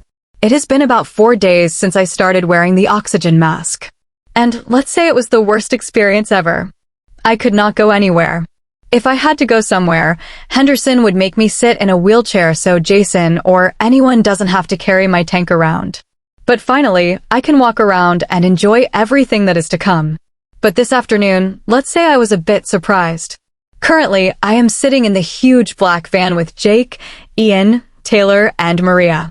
We also had a few guards with us, since they follow me everywhere. Alpha and Luna's orders. Straight face. The car was filled with silence, only the sound of the car engine occupying the air and our ears. I didn't mind the silence. I actually enjoyed it, as I could stare and watch the scenery in complete bliss. Of course, until I was interrupted by Jake, who grabbed my hands. I snapped my head at him and stared at our hands and his face. My eyes then snapped towards Maria, who gave me a small smile as she eyed our hands together. What is going on right now? I thought as I eyed Jake and Maria. I tried to pull my hands out of his grasp, but he kept tightening them, but not too tightly. After a while, I gave up and simply turned my head and continued staring at the scenery. How long will this ride last? I have no idea. And let me tell you, I am tired. Super tired of this silence that keeps lurking around. We pulled up into a really cute coffee shop. I couldn't stop my smile from showing as I continued staring at the shop. It had really beautiful flowers perched on these cute vases outside.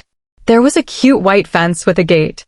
I could see that in the shop there were a lot of people, but not too many, as I am afraid of letting others listen in on our conversation, which I bet they wanted to talk to me about. I could feel their eyes on me as I walked up the stony pathway and into the shop.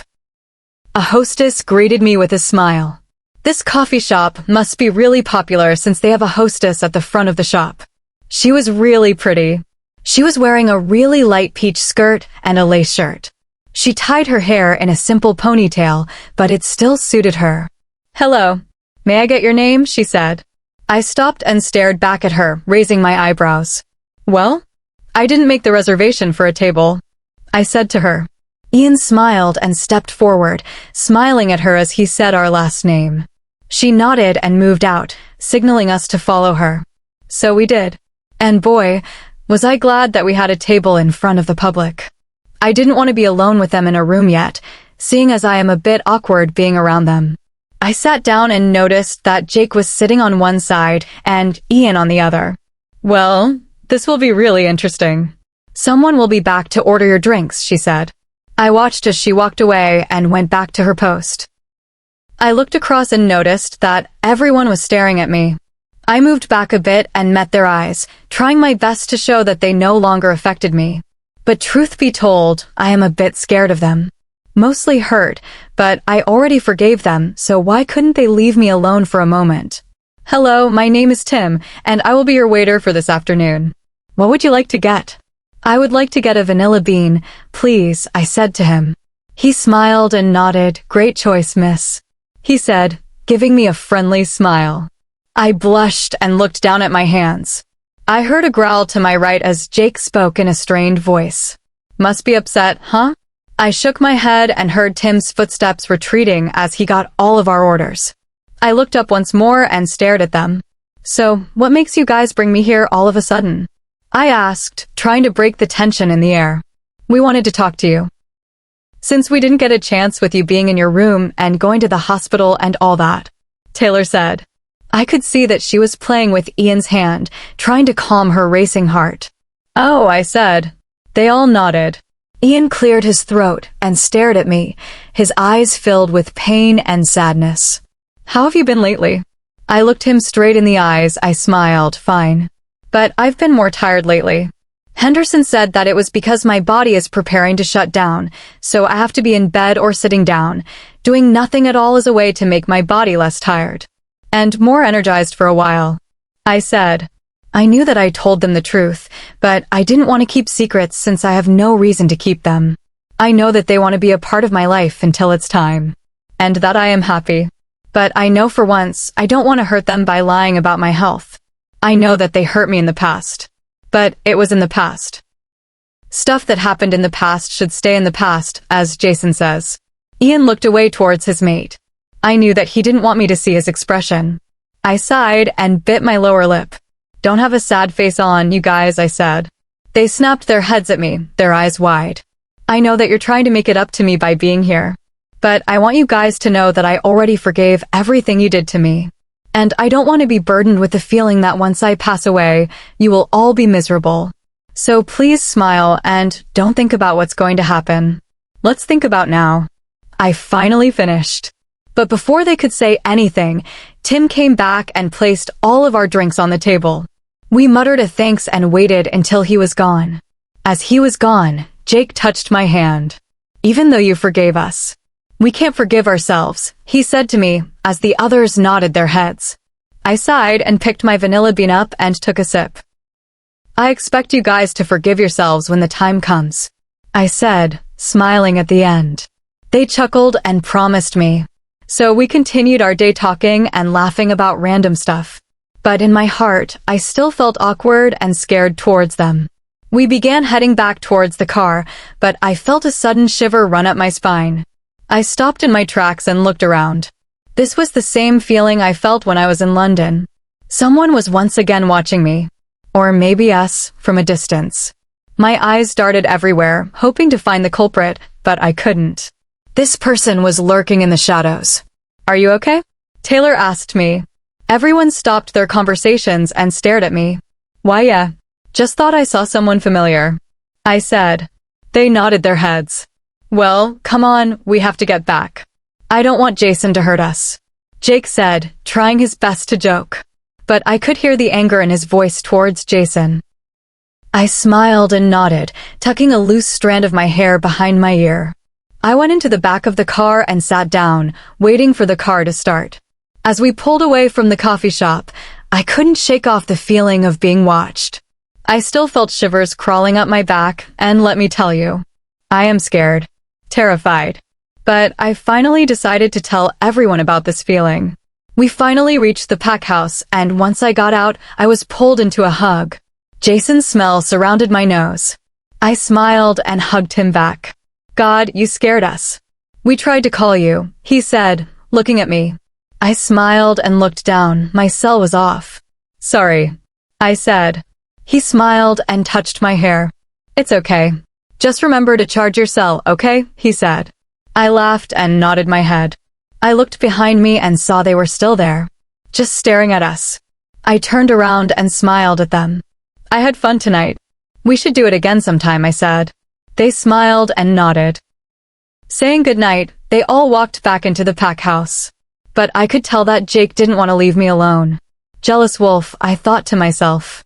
He dragged me inside, and I was bombarded with hugs from everyone. After being scolded, I decided to tell them. Guys, I said, watching the swirls of bubbles in my glass of water. Yeah, Ken said from across the room. I have to tell you something. Something that's been bugging me. I said. I leaned over and put the glass of water onto the table. What? Are you hurt? Lexi said, inspecting me all over. I laughed and shook my head. No, I'm not. I said. She nodded her head like she didn't believe me. I sighed and rolled my eyes. Anyways, I said. They all smiled while Lexi pouted and playfully shoved me. I shook my head and pushed her back. So, when I went out with them, I started and they all nodded. I started feeling like someone was watching me. Or us. I said. But here's the thing. I felt this way when we were in London. And I went out to eat breakfast with others. So do you think someone is following us? Or me? I asked. They were all silent.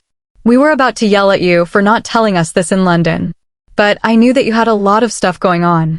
So you were spared from our scolding. For today that is, joked Jared. I smiled and leaned back against the plush couch. I could tell that they were all thinking, seeing as they had their funny faces on. I stopped my laugh from erupting out, seeing as I didn't want to bother them. Maybe. So that gives us a great chance to have more guards following you now / Jared said. I was about to protest, but he beat me to it. Since that person might be following you, and we want to protect you. You are at a fragile state right now. I bit the inside of my cheek. I nodded and sighed. I'm going to bed now / The pills are taking effect, I said. They all nodded and gave me a hug and kiss, saying goodnight. I waved and walked out of the living room and into the elevator. I pressed 4 and let it move upwards, sighing as the doors opened. I walked out and headed toward my room. I opened the door and turned the light on. My shoulders slumped down as I took a look at my comfy bed. Couldn't wait to crawl in and sleep my worries away. I dropped my purse on the table and charged my cell near the window. I slipped off my jewelry and heels. I grabbed my sleeping garment and walked into the bathroom. I am in need of a serious shower. I left the bathroom and shut the door. I then plugged my blow dryer on and began drying my hair. I allowed my thoughts to get wild.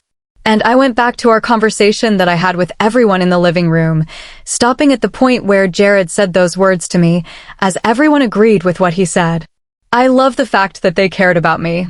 But sometimes it seems like they treated me as a child, you know? I don't want to freak out at them and yell, seeing as they were there for me. I love them all and I hate hurting their feelings. But sometimes I want to be treated as I was before I got sick. For thinking this, am I considered a brat? Ugh. Everything is making me more tired and upset. I shook my head and turned the blow dryer off. I unplugged it and put it back into the cabinet of my vanity table. I grabbed my brush and brushed my hair, trying to calm the frizz since my hair is a bit moist. After brushing my hair, I stood up and walked over to my bed, more like crawled over, and tucked me into my big, giant blankets that I bought for winter. But seeing as I get cold more easily, I was forced to use it now. But at least I'm warm and cozy. I snuggled my head closer to my pillow and sighed in happiness as I felt all my muscles release and relax. I couldn't help but wonder what tomorrow would bring. And with that thought, it caused me to fall asleep with a smile on my face. Chapter 10. Christina. I woke up to the sound of my door being opened, well, more like being slammed open. My eyes automatically fluttered open, and I looked up to see that Lexi was breathing a sigh of relief. What are you doing in the morning? I said hoarsely as I tried to shake off the sleep. Waking you up. Do you know what time it is? Lexi demanded, her hands on her hips. I moved my head and guessed what time it was, since she was covering the clock with her body. 9 in the morning? I asked. She shook her head while sighing. No, it's 3 in the afternoon, she said gently. My eyes widened in shock. I opened my mouth but failed to get anything out. That was impossible, though. I went to bed at 9, and how is it that I ended up sleeping until 3? But if I had to guess, I'd guess it was my sickness. I closed my mouth and tried to smile, but I guess it came out as a grimace. Why didn't you guys wake me up then? I asked. She sighed once more and sat down beside me. We did. But everything we tried didn't work, and it made us scared that you went into a coma or something was going on, she said. I smiled and patted her hand. It's okay. I must be really tired, I said, trying to convince her. But I knew that it was no use. She already knew the right answer. Why don't you help me pick out my clothes while I take a shower? I said. She smiled and nodded. I watched her jump off my bed and walk toward my closet. I pulled the sheets off and walked very slowly toward my bathroom. But as I took each step, my heart and head started getting heavier to the point where I was slumping my shoulders down. I couldn't lift my head up as it felt like I had someone put huge boulders on the top of my head. But I was happy that I made it into my bathroom, where I began my shower. I walked out and was greeted by no one. I looked back at my bed as I saw that it was made, and my clothes were left on top. Smiling, I knew that Lexi had left for my privacy or Jason had called them down for a meeting. I dropped my towel and picked up my setup. I didn't want to look in the mirror at my body. I knew that my body was almost like bones. I didn't want to be sad about that. So as I continued to change, I kept looking forward. After drying my hair, I walked out of my bedroom and headed downstairs. As I reached down, I noticed that everyone was not there. Shrugging my shoulders, I walked and grabbed an apple and a glass of water.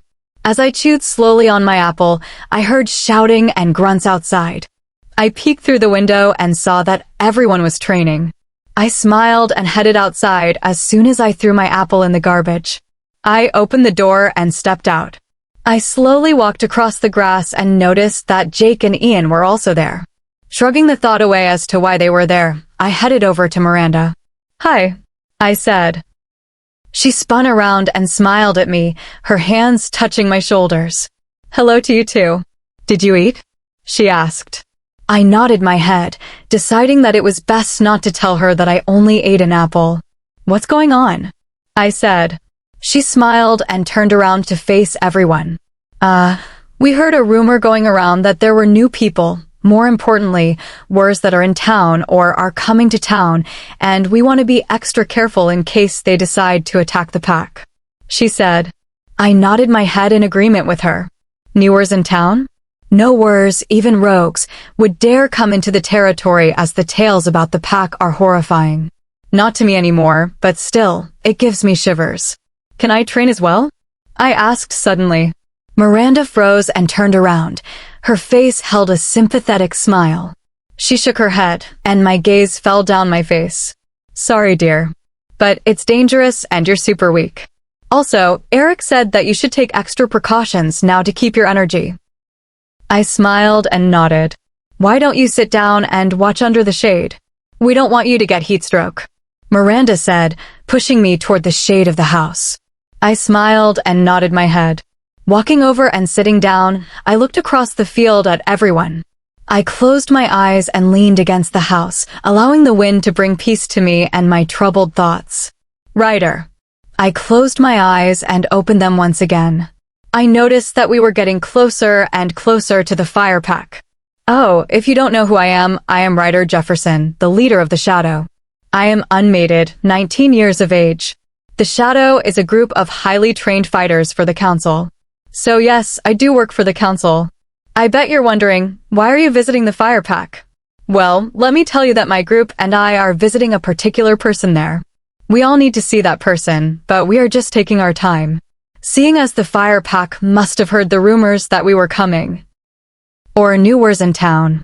Ryder, look at this, said Leah, an excellent sniper in my group. I leaned forward and grabbed it out of her hands. I scanned through the pictures and the letters that the councilman sent to us via Skyscape. I hummed out. I know, right? But we have to hurry up so that we can get this mission through, murmured Jackson, a hand-to-hand combat fighter. The top one, that is. So let me explain this a bit. Everyone in the Shadow is the top person in the training system. I nodded my head and turned my head to the window, watching the trees zoom past me. Yes, we are coming. Christina, I said, smiling at the end. Christina. I opened my eyes and saw that I was lying on the couch. I cocked my head to the left and tried to remember how I got here. Must be Jason or one of the pack members bringing me here, I thought.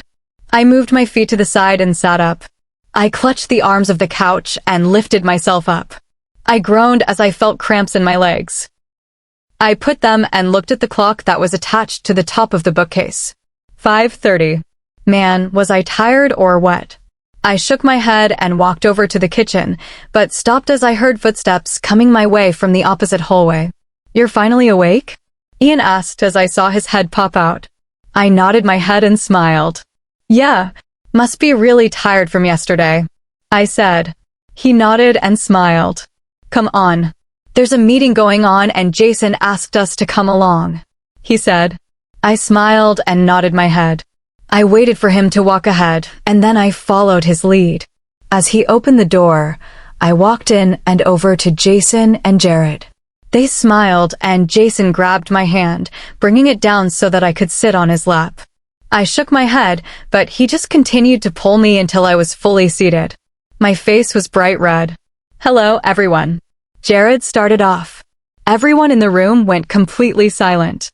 We're here to talk about a situation that might happen. So I bet you've heard the rumors, right? He asked.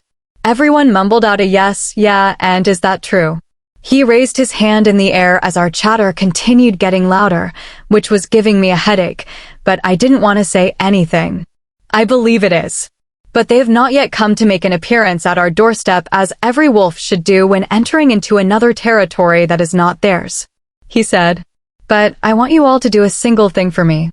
If you see suspicious activity going around in the woods or in town, please report to me, Luna, Jason, my beta, or any authority figure, and we will handle it. Understood, he said. We all nodded our heads while mumbling yes, Alpha. I leaned my head against Jason's chest and snuggled closer as his warmth warmed my shivering body. I closed my eyes and allowed them to talk. As I was falling into a deep slumber, Jared's voice started going all mumbled up, and then it was quiet. Did I tell you that I was tired? I felt myself being shaken awake. I opened my eyes, and Jason stared down at me while smiling. He kissed my forehead and murmured hello. I smiled and giggled. I sat up and noticed that everyone was still talking to Jared. I turned around and saw that Jason was just staring at me. What, I said, trying to sound tough. He chuckled and shook his head. You're just so adorable when you're sleeping, he said. I blushed and looked away. He chuckled even more and touched my chin and lifted it back to face him. Wow, /. You're even cuter while you're blushing, he said. That was when I started going even redder than I was. I smacked his chest lightly, trying to hide my smile. Stop it, I said. He laughed and pulled me closer to his body. Don't hide your blushing, adorable face from me. I want to see it, he murmured in my ear. I smacked him once more. Don't lie, I said, using my hands to cover my face, only peeking through the gaps from my fingers. He leaned back and stared at me for a moment, then leaned closer and closer until our lips could touch with a slight push. I'm not, he breathed out. His minty breath hits my face. I felt my breathing come to a halt as he continued doing that to me. His eyes were now deep and dark. I could feel him pulling me closer to his chest. I have to go. I need to do something, I said, trying to push myself out of his grip. He groaned. But I have you right here, and I can't allow anyone to see, he whispered in my ear. I darted my eyes around the room and us as well. I saw a pillow, and I reached over to grab it and pushed it to his chest. He looked shocked. Here, a pillow /. You can cover over your, /. I said, blushing much harder. I stood up and ran out of the room. I could feel his gaze on me. I smiled, closed the office door, and headed towards the kitchen. I sat down and was finally done eating my little snack that I had made. I stood up and walked over to the dishwasher and put my dish and glass cup in there. Pressing the button to start, I wandered out. As I walked past the front door and was about to reach the library door, the doorbell rang. Stopping in my tracks, I walked back slowly and peered through the hole in the door. I noticed that I couldn't see anything. Shrugging my shoulders, I turned back and headed toward the library doors once again. But it was stopped as the doorbell rang. I walked over to it and turned the doorknob slowly, opening the door as wide as I could. But as soon as I opened the door, my eyes widened, and so did my mouth. I couldn't formulate any words that I was trying to say except one. Ryder. Chapter 11. Ryder. I stood outside with everyone and waited for the perfect moment to ring the doorbell. As I finally decided to ring, no one answered the door. So I rang once more and over again, until I heard and saw the door being slowly opened, revealing Christina. She still looked the same, though she was losing weight, and her eyes seemed to lack their usual shine. I couldn't help but wonder if she was okay living here. We all smiled brightly at her. It was amusing to my wolf and me as she opened her mouth like a fish, trying to formulate words. But finally, she said a word. Ryder. Her sweet and angelic voice asked. I nodded my head and smiled at her. Yup. Miss us, Chrissy Bear? I said. She unfroze herself and jumped into my arms, which I gladly wrapped around her waist. I could hear footsteps. A lot of footsteps coming closer to the door, which made my gang and I go on alert. Chrissy, yelled a feminine voice. Christina turned around to face the huge crowd. As soon as the crowd appeared, the entire room was filled with growls emitting from the males' chests. A lot of people, primarily males, must love and care about Chrissy Bear, I thought to myself. I looked over at my crew, and I knew that they were thinking the same thing as well. I looked back down and stared at her lovely face. Aren't you going to introduce us? I asked while smiling. She looked back at me and glared, mouthing, Don't you dare pull your charm on me. I shrugged and sighed, Hello, Alpha Lex and Alpha Johnson. I said in a monotone, which earned me a smack in the chest from Chrissy Bear. We all just stood there and looked at each other in complete silence. Well, let's go inside and have a nice cup of tea, Chrissy Bear said, trying to say it casually. All eyes turned to her, and she simply shrugged. What? I really need to drink a hot cup of tea before I go to bed, she said, walking back inside without turning around to see if we were following her. Christina. I am not lying when I tell you guys this. The atmosphere in this very office is very tense. Like you can cut through it with a knife. I was currently sitting between Miranda and Amanda, but I wasn't really keen on listening to them talk, so instead, I got an old book from Jason's office and was reading it until I got really tired. I was pretty much surprised to see Ryder and the crew at the door, and to think that they were the newers in town. Like UGH. Why couldn't they act all normal and just call me and tell me that they were coming? But no, they just decided to show up out of nowhere and have a surprise. Like NO. Just NO. Sighing in my head, I looked up from my book and saw that they were still talking to each other in whispers. Man, did I wish I could hear them better. But nope, I can never. I closed the book and threw it on the table. Standing up, I walked over to the door and out. Wow, they never even noticed me leaving. Fantastic. Rolling my eyes, I walked downstairs and into the kitchen. Grabbing a water bottle and picking up my med bottles, I walked straight back into my room. I unlocked the cap and drank 2 pills. Ugh, I hate drinking pills. It just makes me feel so weird, feeling the pills slowly drifting down my throat and then into my stomach. Doesn't it? I shrugged off my clothes and hung them up on my full-body mirror. Walking over to my wardrobe, I grabbed my shorts and a loose tank top that had a bra attached inside of it. Slipping it on while walking back to my bed, I climbed under the covers and hit the lights off, hoping to sleep off the surprise and frustration that I felt. I continued to toss and turn. I sat back up and saw that it was just 2 in the morning. Sighing, I fell back down and looked up at my ceiling, hoping that it would bore me to death and help me fall asleep. But unfortunately, it didn't work. I was still awake. Should I go downstairs and drink a nice cup of steaming milk? I thought to myself. After thinking about the pros and cons for a while, I decided not to. I didn't want to cause a lot of noise.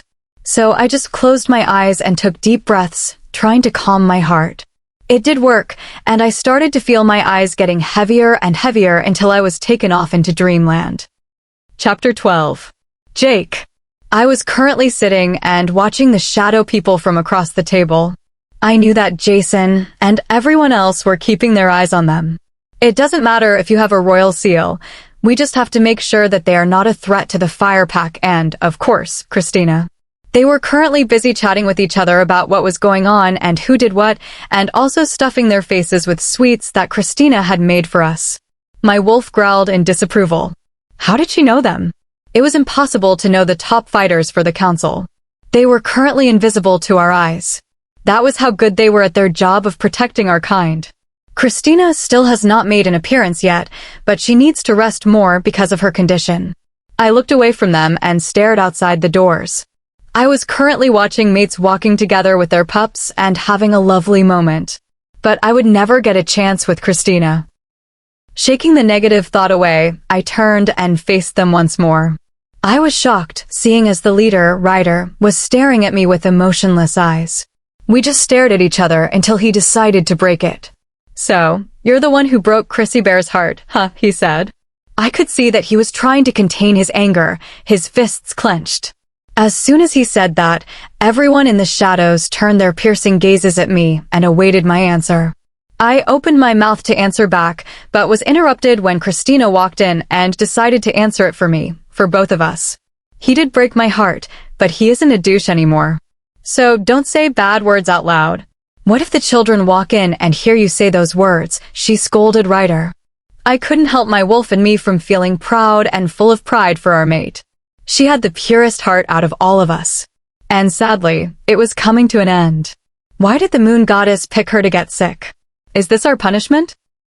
I kept thinking that over and over again. But I got out of my thoughts when I felt Christina staring at me. I looked up and saw that she had a small smile on her lips before she walked over to Miranda and sat beside her. I was still frozen by the fact that she smiled only at me.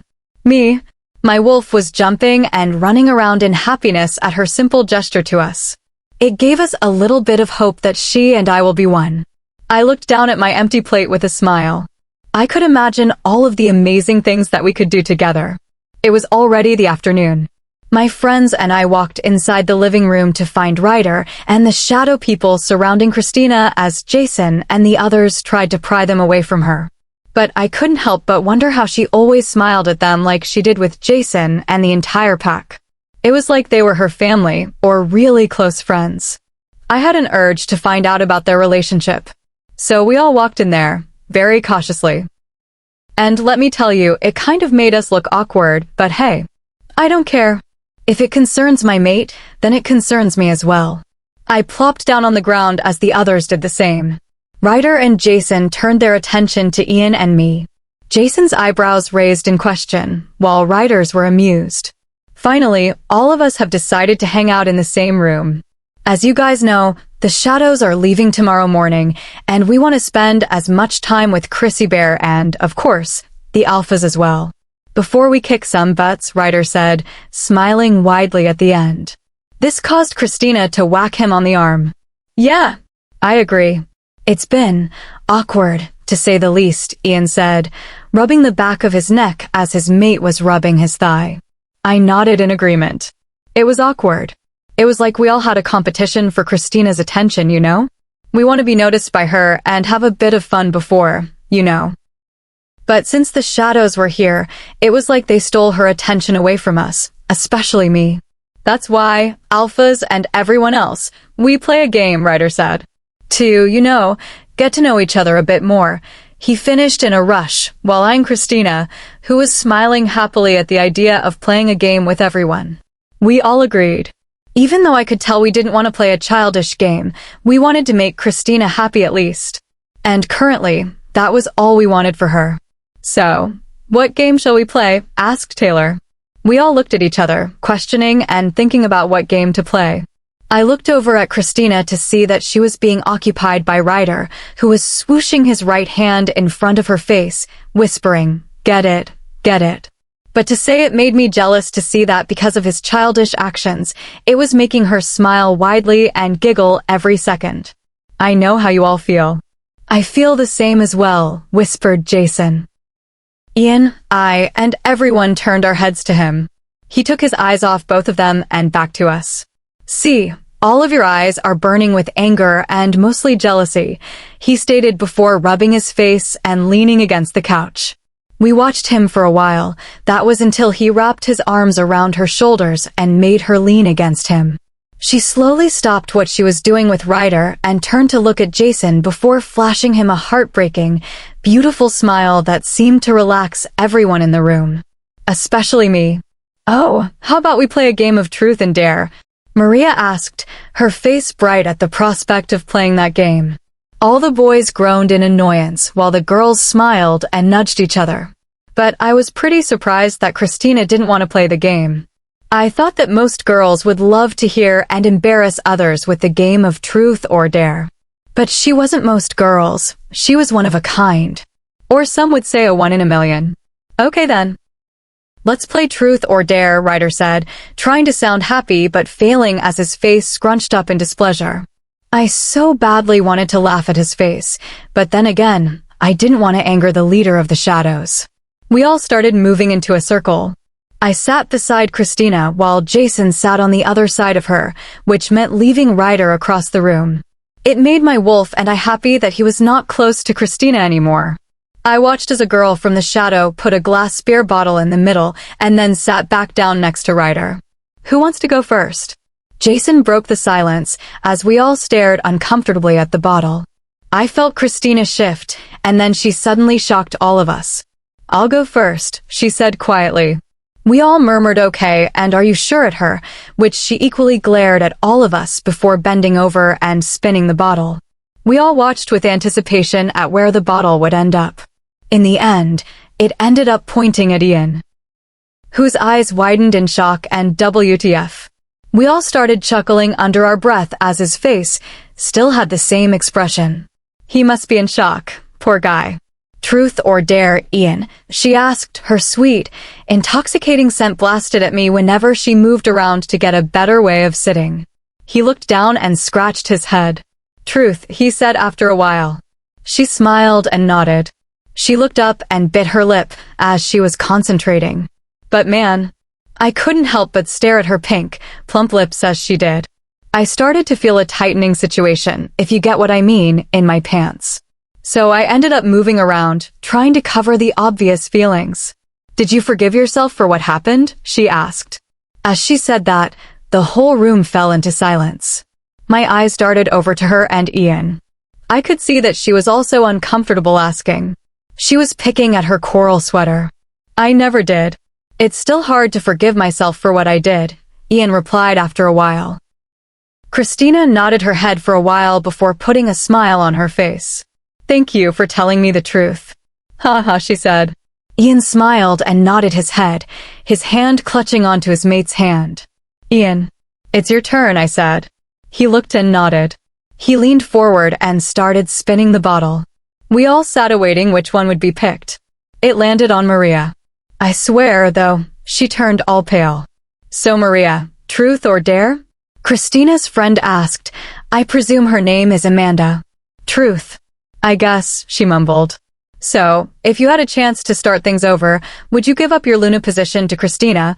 Who is the real Luna for Alpha Jake's pack?" Amanda asked.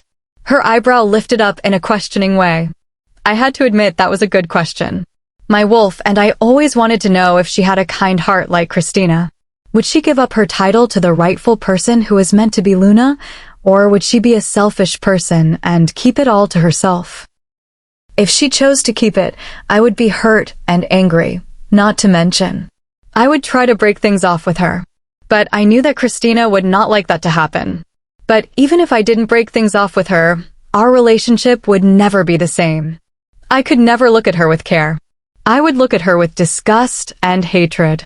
I turned my gaze to her and stared her down along with the others.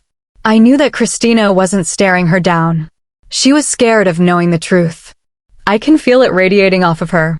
I so badly wanted to comfort her or hold her hand at least. But I knew that Ryder and Jason would do something horrible to me, like beat me up or something. Maria looked down at her clasped hands, then back up at everyone, then to me. Her eyes were starting to water. She bit her lip and looked at Christina. I saw determination and sadness flash through her eyes. No, I won't be giving up my Luna position to Christina if I had a chance. It belongs to me. Only to me, she said. Our eyes widened, and I started trembling in anger. My wolf was trying to get out and show her who was boss, and that she did not just say that to her rightful Luna. Growls emitted from everyone's chest as well as mine. For a moment there, Maria was scared. She was trying her hardest not to shake. But it was failing miserably. Guys, calm down, it's okay, Christina said to all of us. The growls stopped, and we turned our heads to her. Her two friends looked at her with unshed tears in their eyes. Chrissy, they whined. She simply shook her head. No, let's just continue on with the game, she said. I could see that she was trying her hardest to smile, but it was coming out as a grimace. The truth was bothering her even more. Maria leaned forward and started the game again. The air was already filled with tension and hatred, which was all pointed at Maria. The game continued on as if nothing had happened. Well, Christina tried to act like nothing had happened. But thanks to the game, it took our minds off the fact of what Maria said and simply filled our heads with Christina's beautiful laughter and face. Finally, the bottle ended up in my hand, at which the girl from the shadows spun. Truth or dare, Mr. Alpha? She asked. Truth, of course, I said. She rolled her eyes and started thinking. So, who do you love more? Christina or Maria? She sneered at Maria's name in distaste. Who did I love more? It was already obvious. My heart belongs to the person who walked into my life. The angel who had innocence radiating off her body. The one who was kind and loving enough to care for the pack. The one who was strong and went through hardships without anyone helping her. I bet you all know who is in my heart, starting from day one of meeting her. Christina is the one I love and cherish the most. The one who took the space in my heart that I could never replace with another woman, I said, staring at her eyes. I could see so many emotions flashing through her eyes, and she looked away. I looked down and smiled at everyone.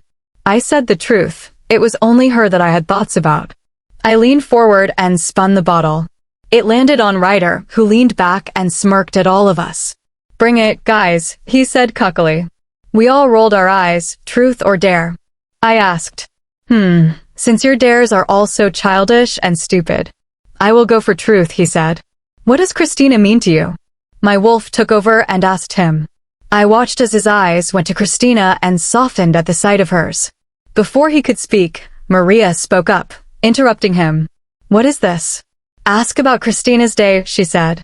We all simply ignored her, and man, did it feel good to do that. Before I was rudely interrupted by a fat ass.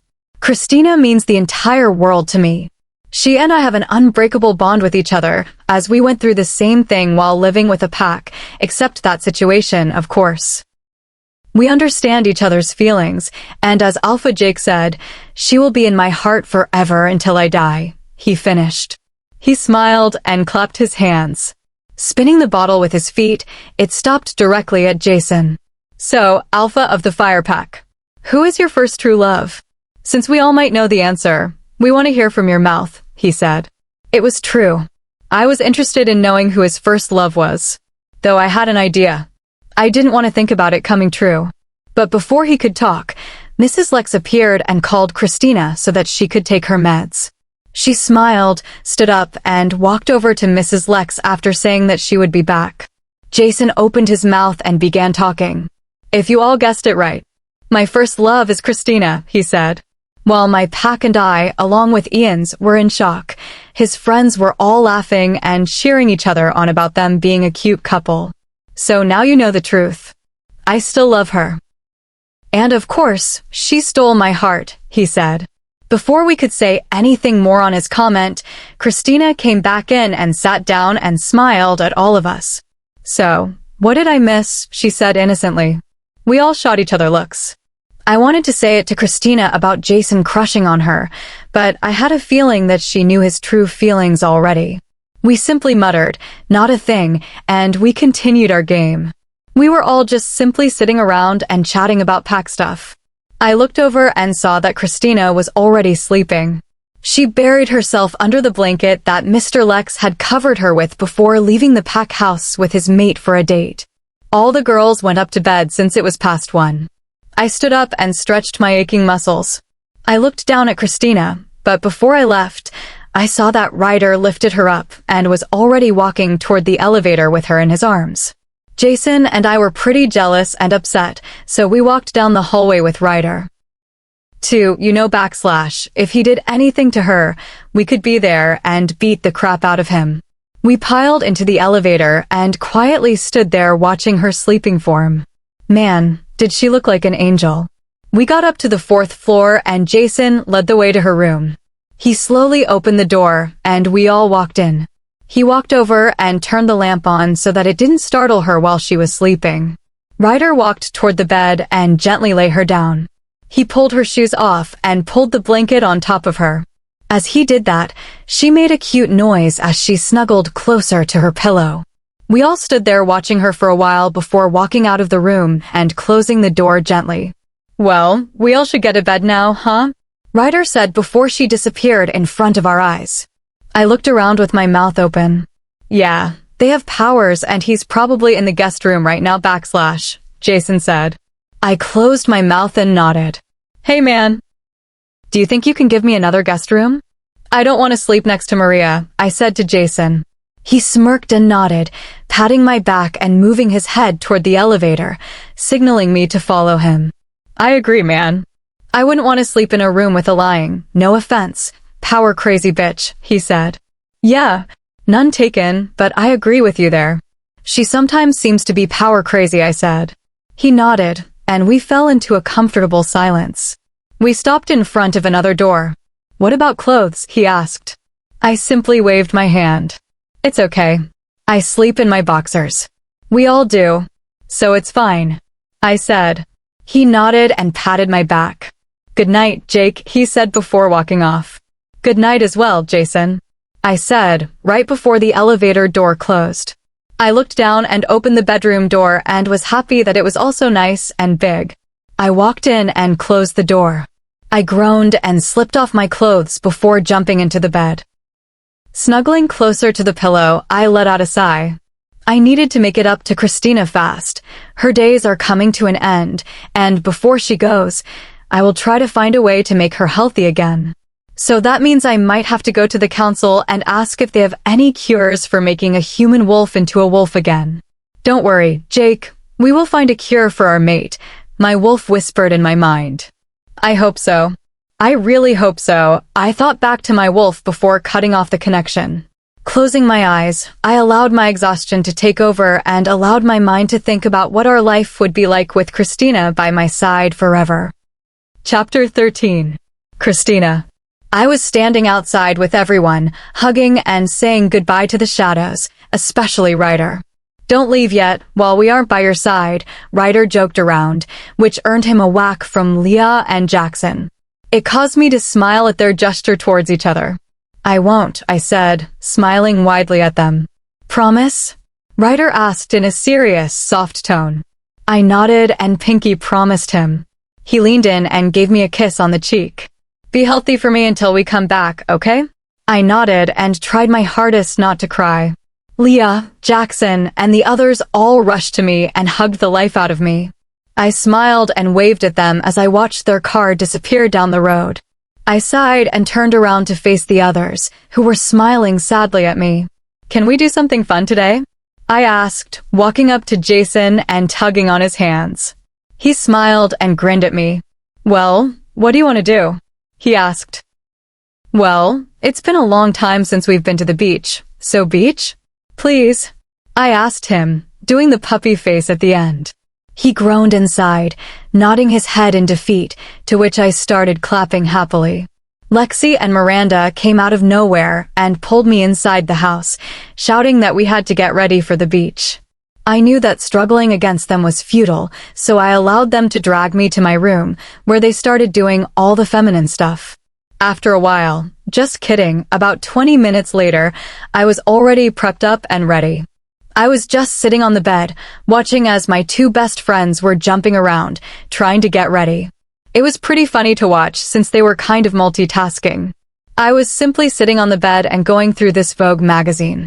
There wasn't really interesting stuff on there, so I threw the magazine back on the bed and simply stared outside. I miss being a wolf, miss having good hearing, excellent eyesight. Super healing skills, I said. I heard them stop what they were doing as they looked at me. I didn't have to look at their faces to know that they were looking at me with sympathy in their eyes. But can I ask you guys something? I said. Looking back at them, they smiled and nodded their heads. Are they also getting ready? I said, my smile hinting at the corners of my mouth. I watched as they closed their eyes and started concentrating. Yes, they are, complaining about what to wear and all that stuff, Lexi said, trying to stop blushing. I smiled and waved my hands in the air. It's okay if you girls swear in front of me. Even though it's not ladylike, I don't mind since you're my best friends/sisters. But if the boys swear, they will get hurt by me, I said, throwing my fists in the air. This caused them to laugh. We all piled into the car, along with Jake and Ian's pack members as well.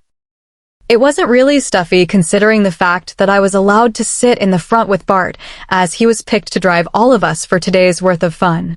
As we all just sat and looked at each other or outside the window, Call Me Maybe started playing on the radio, to which all of the guys started groaning.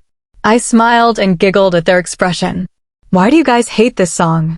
Lexi yelled from the back of the car. Because it's been playing over and over again. I wonder how humans can listen to it over and over again without cringing, Ken said in a duh tone. I rolled my eyes and looked outside the window, tapping my hand against my leg to the beat. I felt my eyes getting heavier as I continued to listen to the upbeat song. Not long after, I ended up falling asleep.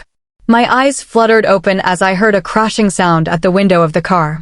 I looked behind me to see that there was a huge crack starting from the left corner to the very right end. My mouth hung open as I looked at the huge crack. Before it was even a minute, my door flew open. I screamed in shock and turned around to see that it was just Jason. I clutched my heart and sank closer to my seat as Jason embraced me. God, I thought something happened to you, he murmured. Shaking my head, I pointed at the window behind me. I felt him nod his head as he embraced me harder. I know / he said over and over again. It was like I was kidnapped as he continued cooing to me as a child, but I didn't mind at all. If Jason were to coo and care for me, I would love it. Was I asleep for a long time? I asked after pulling away from Jason. He shook his head. No, you weren't. You were sleeping for about 20 minutes, he said. I nodded my head and unbuckled my seatbelt. Jumping off the seat and onto the ground, I grabbed Jason's hand and tugged him toward the beach. From the corner of my eye, I saw that he was fumbling, trying to close the door and locking it in the process, but failing miserably. I smiled and continued trying to grab his heavy body. But I knew that he was allowing me since I am only human now. We finally reached the group, and I hunched over, trying to catch my breath. I felt a small feminine hand patting my back. I looked over my shoulder to see that it was Amanda. I smiled and started coughing my lungs out. Are you okay? Amanda asked as she continued patting my back. I nodded my head. Yeah, I just need water, I said. She nodded and used her werewolf speed to race down and get water for me. Before I could even blink, she was already back, holding a bottle of cold, fresh water. I greedily chugged it down, and as I was done, I slumped on the towel that was already laid out for me by Ken. I heard you got a fright. Are you okay? Ken asked as he sat up and began watching me. I nodded my head. Yeah. But being scared by Jason took a lot of my energy, I said, trying to stifle a yawn, but it came out anyway. He patted my leg. Lie down and go to sleep, he said. I stared at him with my eyes wide. But if I do, I'll get sunburned, and I don't want that to happen to me. So I guess I will try to stay awake and try to enjoy the warm weather we have right now / I said. It took him a moment to figure out that I could possibly get sunburned, and it would take a long time for me to heal, seeing as I am just an ordinary human now. He finally nodded his head and lay down, playing with my locks as they fluttered in the air. I closed my eyes and leaned back on my back, enjoying the feeling of the sun on my face as the warm wind from the south kept blowing, letting me smell the ocean water. I was already aching to go to the washroom, so I sat up and stood. Fixing up my clothes, I saw that Ken was staring at me and then back to his phone. "I'm going to the washroom. Be back in a sec, okay?" I asked. He smiled and nodded. "Okay, but be careful." On the news yesterday, a girl who looked about the same as you was kidnapped from the beach not far from here. "We don't want that to happen to you," he said. I smiled and nodded. "Who would kidnap me during broad daylight?" I said, leaving before I could hear Ken's response to that. As I walked down the sandy path to the secluded washroom, I got the feeling once again of being watched. I looked here and there but saw nothing out of the ordinary. I crossed my arms around my chest and continued my way toward an empty stall. I speed-walked the entire way and locked the door as fast as lightning. I clutched my heart and looked at the lines of the door and was happy that there was no one out there. Must be my meds, I thought. But another part of my brain was telling me that I wasn't imagining stuff, and it was really happening. Whatever, I should go and finish up what I have to do so I can get back to them faster. I thought to myself. With that thought in mind, I pushed myself. "Jake." I watched her figure go darker and darker by the minute as she walked away toward the washroom. I couldn't help but wonder if she was going to vomit or if something was hurting. It made my wolf and I all tense and anxious. I sat back down, but couldn't help but tense up at the thought that what if something happened to her? "Dude, calm down. Nothing will happen to her," Ken said from across me. I looked up and saw that he does have a point. No one would dare do something to her when the beach is covered with werewolves from the fire pack, since Jason couldn't help but be cautious in a way for everyone's safety, including Christina. I nodded my head and took a deep breath of the fresh air. But I couldn't help but tense up once more as I smelled a familiar scent of musky forest and dirt, as if someone hadn't showered for ages, lingering in the air. I pounced up and stared around the entire beach. Out of the corner of my eyes, I noticed that Jason and Ian were watching me. "What are you?" Ian started off. "Do you smell that in the air?" I interrupted him. They looked at each other and then inhaled deeply. They suddenly growled, which caused the other werewolves on the beach to become alert. "Rogues," Jason spoke tensely. We all nodded our heads in agreement. I looked over at Jason and saw that his eyes were glazed over, telling me that he was telling his pack warriors that there were rogues on the territory. I noticed that half of the werewolves on the beach came closer to their alpha in a protective shield. At the same time, the rest were ushering the humans out of there. "Wait, where is Christina?" Taylor asked after a moment of tense silence. "Shit, she's Ken started, but was cut off when we started hearing claps." We snapped our heads over there and out walked a couple of rogues. All dirty looking. "Well, took you long enough to notice that your pretty little Rose is missing, and maybe we have her," one of the rogues said. As he said that, growls echoed throughout the empty beach. "But don't worry. We know that she is dying. A pretty rose is dying. Well, you know, they always have to wither out at the end," he said, smiling cockily. "What do you want?" Jason growled out. I could see that they flinched as he used his alpha voice. "Nothing. We just came to warn you that there are rumors going to the hunters and other rogues that are working for them, that you guys have a secret weakness," he said. Jason and everyone else, including me, moved closer to those things. "The dying rose," he said, smiling. We all froze as we took in what he had said. The hunters and rogues might come and kidnap Christina? Why? To wage war? Such a shame, you know, that one moment she is there and then, boom. She is gone. Only a letter left in her spot, he continued. "But that's all I have to say, seeing as we don't want to overextend our stay longer," he said, before turning his back. I stopped him. "Why are you helping us?" "I thought all rogues are supposed to hate us," I said. He turned around once more and smiled sadly. "Because I made a promise along with my men that we will protect that pretty rose of yours, and we will keep our promise until we die. Or in this case, she dies," he said, grimacing at the end. "Promise to someone who wants to keep Christina safe? Who? Was it Ryder?" Somehow, this was making it a big mystery. He turned once more as I continued with my thoughts of who he promised. But Jason's voice brought me out of my thoughts. "Where is Christina?" He boomed at the rogues. He turned his head and looked at all of us over his shoulder. "Don't worry. She is safe. We didn't touch a single part of her hair." As he said that, they took off running straight into the woods. "Just let them go," Jason said, as some of us warriors were about to chase after them. "We don't have time to worry about them. We have to find Christina. So go. Find her," he shouted. Everyone bowed their heads and said, "Yes, Alpha," before running off, shouting Christina's name. I hoped that they were not lying to us. Christina. I walked out of the stall and washed my hands. As I washed my hands and fixed my hair and clothes, I started hearing people calling my names. Cocking my head, I turned and walked back to where everyone was located. As I got closer, the voices started getting louder and louder. Each time, it was filled with despair and worry. I scrunched my eyebrows up and walked over cautiously, wondering what the hell was going on as I was doing my business. I walked out of the shadows and saw that everyone was shouting and running about, calling for me. I stopped what I was doing and just stared at them. Shaking my head, I walked over to where Lexi was, and as I was about to touch her shoulder, I stepped on a crisp leaf that made a crackling noise, which caused Lexi to snap her head towards me. Her eyes went wide with relief as she pounced on me and hugged me tightly. I patted her back. "What's wrong? Why are you guys calling me?" I asked. Instead of answering the question, she pulled back and looked all over my body. "Are you okay? Did something happen to you? Why were you taking so long?" "It wasn't long, it was just 5 minutes hhhh. I shouted at the end when I felt myself being lifted into the air and into strong arms, which sent tingling sensations throughout my whole body.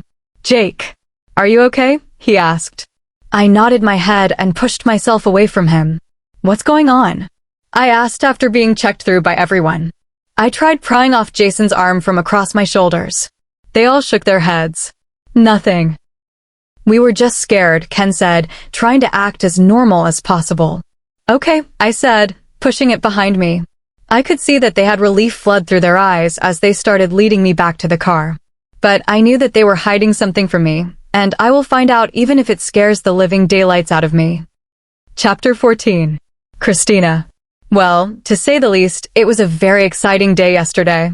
I still didn't know what was going on, as they were keeping it very secret. I could still sometimes feel their eyes on my back, watching my every move. But for what reason? I knew that it wasn't really about my sickness. It had to be something else. I continued rolling around in my bed, trying to find a comfortable position, but still couldn't find one. Sighing in annoyance, I hopped out and slipped on my robe and, of course, my furry slippers. Opening my bedroom door, I wandered out of the hallway and decided to go straight to Jason's room. Opening the door to his room and slipping in carefully and quietly, my gaze widened at the sight. His room looked really beautiful as the moonlight hit the right parts of the room. Yes, I have been to his room a couple of times, but I had never been here at night. He would usually be the one to sleep next to me in my room. I carefully walked in and saw his figure under the thin sheets. He began to slightly stir, as I would have expected, seeing as he must have scented me. "Chrissy?" he asked groggily. I could hear the scent of sleepiness coming out of his words. I smiled a bit and replied, "Yes, it's me." I couldn't sleep. He lifted his head and looked at me. He smiled crookedly and waved his arms for me to come forward to his side. I did as he asked and climbed in after I slipped off my robe and slippers. Tucking my feet in first, I snuggled closer to his body heat. I felt Jason move close to me as well, and the heavy weight cast on my waist signaled that he was hugging me. I pushed my head under his neck and closed my eyes. As I did that, I felt him move his head, snuggling closer to me. "Go to sleep, babe," he murmured. I nodded lightly and allowed the darkness to overcome my senses. Jason. I usually wake up by myself or sometimes in Christina's room. But when I woke up, I was granted a present. A very fine present at that. Christina was in my arms, sleeping like an angel. God, her scent is driving me insane, I thought to myself over and over again as I leaned closer to her and inhaled her scent. Even though we weren't mates, I knew for a fact that her scent was a drug to me. I wished, though, that the moon goddess was kind enough to have granted me her as a mate instead of matching innocent Christina to the jackass of a mate/alpha, Jake. My wolf and I growled at the thought of seeing them together. It made my stomach upset. Yes, my wolf was also attached to Christina. He was in love with her, and even with the thought of finding our mate, he would always whine at the image of us leaving behind Christina and never paying her attention again.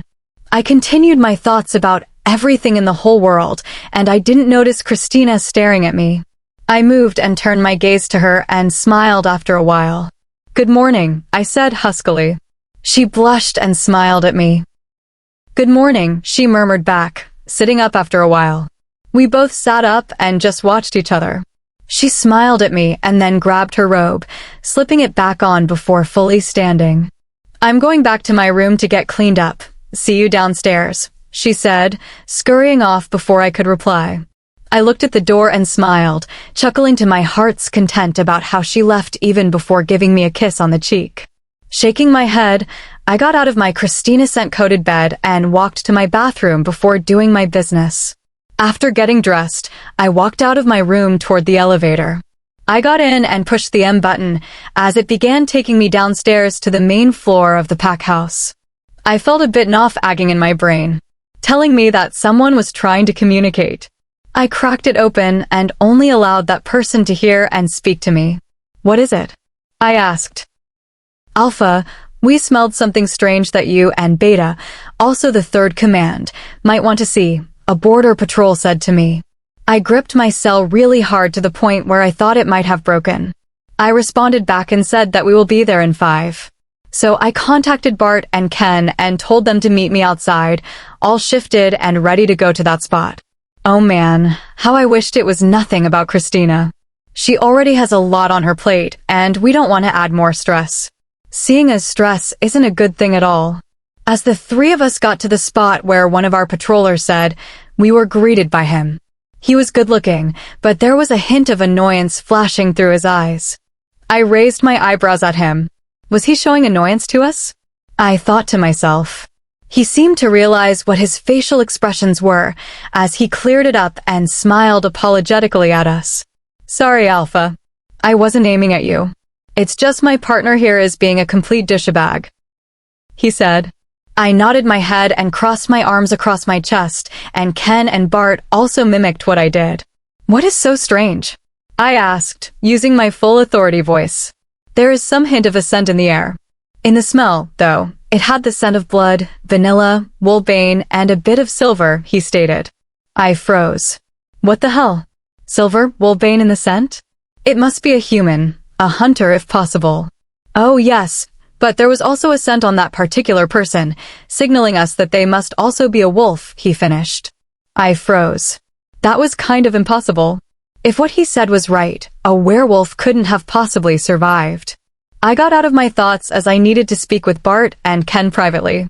I turned and looked up at all of them, seeing as they were also thinking about the scent. Okay, good job. Just go on and about with your shift. We will handle it, I said. The patroller nodded his head before shifting off and running back to his partner. I looked back toward my friends. Let's talk in private. In my office, that is, I said. They nodded their heads before following me back toward the house. God, I hoped that whoever that was wasn't the person who would come after Christina. After I was seated in my leather chair, I heard the couch's cushion move down. I looked up to see that the door was locked and closed before I could speak a thing. I turned my gaze away from the door and looked at my friends. What do you think about the scent? I asked. Ken leaned forward, his chin leaning against his hands. I don't know / but if that person is a wolf, shouldn't they be dead already? It's impossible if they survived that, he said. Bart and I nodded our heads. But wait, wasn't there a wolf in our past who did survive silver and wolfsbane in their system? No. It's not a person but a group of wolves who survived, Bart spoke up after a moment of silence. I leaned back against my chair. I looked down and closed my eyes, trying to remember that. It was familiar. I heard that somewhere, from my dad or grandfather, possibly. Then it all came rushing back to me like a full-force train. I snapped my eyes open and stared at Bart and Ken with wide eyes. Yes, that particular group that survived, that was the Audiobook. They were made up of very strong wolves that gave up their normal lives as a delta to become the protectors for the moon goddess. They could control the elements of the earth, which makes them the strongest of them all. Water, air, fire, earth, wind, and the most dangerous one of them all, spirit. All I know is that hunters tried to harm them by injecting both silver and wolfsbane, but instead of it killing them off as it did to other wolves, it made them stronger and more powerful. At the end of the night, I believe they ended up killing every hunter, wiping half of them off the face of the earth. I finished what I could remember about them. All new alphas had to learn about our great protectors. I bet you're thinking how they could be heroes. They murdered tons of people. Yeah, well, they were hunters, and if they did succeed in killing them, imagine our world in the future. All supernatural creatures would be locked and bought for slavery. Nothing would be the same. We are humans as well. We have human rights like other normal humans. That is why we honor them in our community as heroes. Bart and Ken nodded. Then do you think that it was them? Ken asked suddenly. I froze. It couldn't be, right? I don't know / but if we want to know more about them, we should ask my father. He's a history freak, I said. They nodded their heads. Unconditionally. We must keep it a secret, understand? I asked. They both nodded their heads. Of course. We don't want to freak out everyone, especially Chrissy, Bart said. We all nodded our heads. Let's eat breakfast, huh? Don't want to worry everyone, I joked. We all smiled and chuckled before heading out of my office. What if they are here? But if they are, why? With that question going through my mind, I went down to where my angel is. Chapter 15. Unknown's POV. I was watching all of them mingling and having fun while eating their dinner. But I didn't care for the others. All I could care about and think about is my angel, my dear sweet angel of heaven. Christina. She was looking beautiful as ever. Her long, beautiful black hair was in soft curls, cascading down her back like a beautiful waterfall. Her white dress was as pure as she was. Though I noticed one fact about Christina, she was ill, and I knew that the others and I were trying our best to find a way to bring back her wolf and immortality. But sadly, we have not found any sources or magic to help us in this one. I teleported back to my headquarters. I knew that I should inform the others about how Christina seems to be. Most of all, she is still safe in their hands. As I teleported back, I saw that Christina was looking my way, though I wasn't sure if she saw me. I landed with a single light thud. But it caused the others to turn their heads and stare back at me. They all turned and stood up as fast as a bullet and surrounded me. I smiled and gave each of them a nod. Brothers. They each murmured brother back and gave me a nod as well. I walked past them and sat down on the leather plushie seat. I waited for all of them to sit down, and as they did, I started talking. She is doing fine, but her state is getting worse and worse, I said. They all nodded, and some leaned forward as well. This is not good, brother. We have to try and find a cure, or else the crown prince of werewolves will have our heads, said my elder brother. I nodded my head in agreement. But we may not have a chance to save her life, brothers. The moon goddess must have something planned for her if she decided to remove her immortality and make her a complete human, I stated. And I knew I was right. If the moon goddess did have something planned for her, and we try to bring back her immortality, we are going against our creator, our goddess. And let me tell you, it will not be good at all. What should we do then? Give up or try our best to tell the crown prince to give up, said my second brother. We all shrugged our shoulders. Don't know / but we must think of something before he comes charging in and taking her, I murmured. With that said, we all sat quietly side by side, deep in our thoughts about what is to come if we try to tell our crown prince. Christina POV. Eggs sunny side up, bacon, wheat toast with raspberry jelly. Oatmeal with raisins, currants, cinnamon, and brown sugar, side of sausage links. Belgian waffles, fruit cup, bacon, and sausage, Amanda said, finishing our order. As soon as the waiter left with our orders, Lexi and Amanda turned their attention to me. Smiling, I took a small sip of my ice-cold water. Gosh, did it feel good as it ran down my throat and into my stomach. What? I asked after putting my glass down. They both smiled. Gosh, how long has it been since we had time alone together? Lexi asked. I thought for a while. How long has it been? 3 weeks, I said as I calculated it in my mind. They both nodded their heads. Yeah, since we have been traveling and you've been with Miranda at the doctor's, and then we have unwanted guests in the house, Amanda stated. They both nodded their heads while I simply smiled and looked out the window. So what should we do? Something that is not hard for you, though. We don't want you to get a relapse, Lexi said, as the waiter started putting our food in front of us. We all murmured a thank you and dug in. Shopping?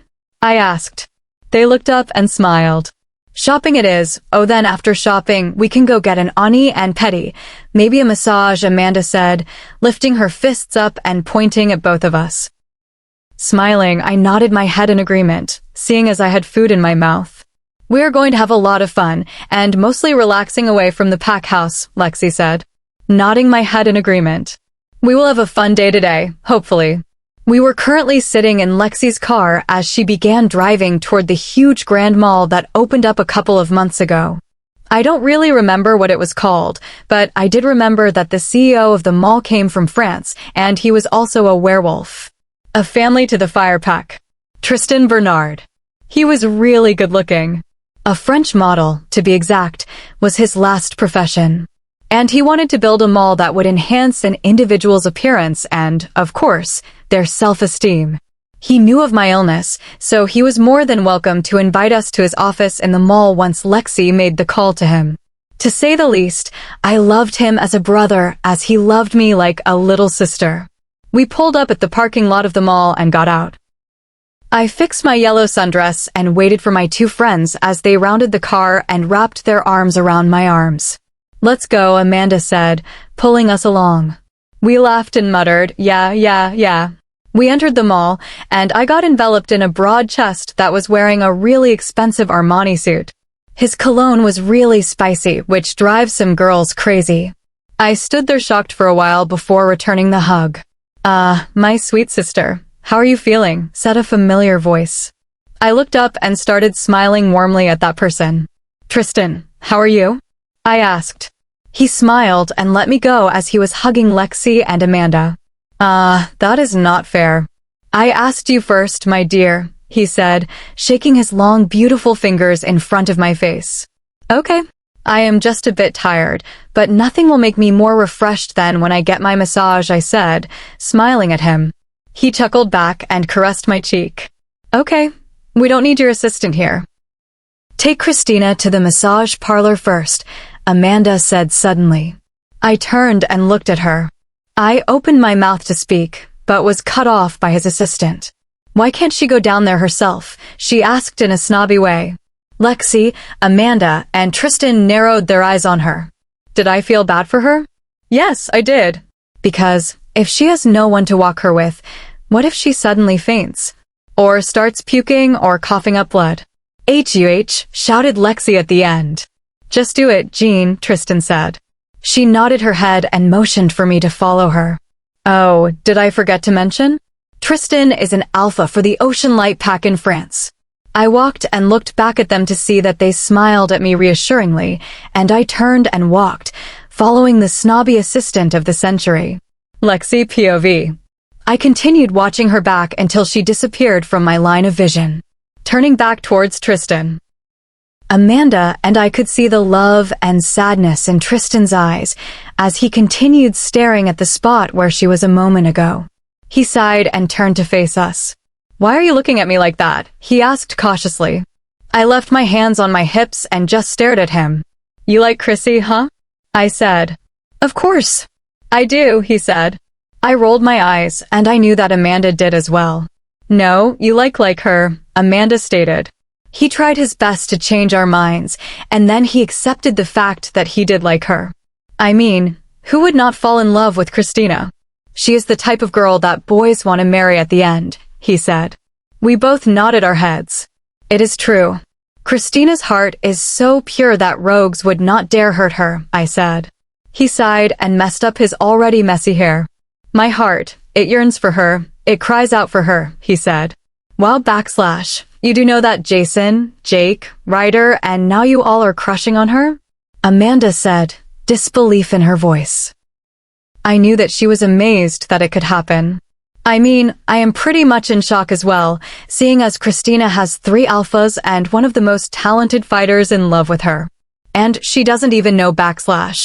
Well, she knows that Jake likes her, but she isn't too sure. I know . He said. I turned around and faced the outside, staring at it like he was trying to calm his racing heart. But it doesn't matter, she will always fall for her mate, her true mate, he said. I shook my head. You are an idiot, no offense and all that. But she doesn't want to be with anyone, knowing the fact that she isn't going to be living that long. She doesn't want to hurt anyone, I said. He smiled and shook his head. She is an idiot, we will be there for her, no matter what, he said. It sounded more like him. I will be here and will always be, not for anyone, but for her, he said. I smiled and nudged his shoulder. You guys are always saying cheesy lines that make Amanda and my inner girl squeal with joy, I teased him. He laughed and nudged both of us. He stopped suddenly and turned to face us. His face was bright with happiness. Do you think Christina can sing for the people here? Since I am throwing an organization for sick people, like Christina, he said. Amanda and I looked at each other, and then broke out into a smile. We nodded our heads with excitement. Of course. We will ask her. Oh, and we can invite the pack to come and see her performance. That is if she agrees, I said. Amanda nudged me. She will accept it. You remember the first time we found out? She started volunteering at the hospital and gave money away so that they could find cures. She changed a lot of people's lives. It was because of her big heart that she healed someone else. So she will accept it. We 3 smiled and nodded. Okay, go ask her right away. Tristan said, pushing us as he sauntered the opposite way, maybe towards his office to get everything ready. We squealed quietly and ran to the massage parlor. Christina POV. I lay on the massage bed and felt their magic hands working on my tense muscles. Sighing in complete bliss, I allowed my eyes to flutter closed. But it opened once more, as I heard Lexi and Amanda's voices. It was getting closer and closer until bang. The door flew open, scaring myself and also the lady. I lifted my head up and stared at them with my mouth hanging open. Sorry, Amanda said, which earned a light smack from Lexi. Is it okay if we talk to Chrissy here for a moment? Lexi asked the lady. She nodded and scurried out of the room. The door closed and they walked over to me. What took you guys so long? I asked. They looked at each other and then back at me. Their eyes were screaming with glee. What? I asked. They continued staring at me. Come on, tell me please? I asked again. Well, more like begged. Tristan wanted to ask you a favor. Lexi started off. What favor? I asked. They held their hands up to me, telling me to be quiet. I smiled and nodded my head. So, he is throwing this organization for people who are ill, like you, and he wanted you to sing a song for all of them, and maybe tell your story to the guests, she finished. Wow, I said after a moment of silence. He was doing that? That was amazing. I couldn't bear to say no. I wanted to help along with others. So I nodded my head. Okay, I will. When is it? I asked. This afternoon, Amanda said. I stopped and stared at the clock on the wall. 11:56 a.m. We just have a bit of time to get ready, I murmured. They waved their hands. Don't worry. You have us, Lexi said while Amanda agreed to it. Oh man. I hope I get everything done fast. Chapter 16. Tristan POV. I sat down in my seat and stared outside my large window. My thoughts were overrun with Christina.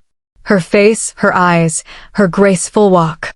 I closed my eyes and just simply accepted the feeling of her if she and I were together. Not like friends, but something more, much more. Groaning in frustration, I thumped my hands on my desk in anger and frustration at our situation, her situation. Why? Why did she have to be sick? Why? I demanded in my brain.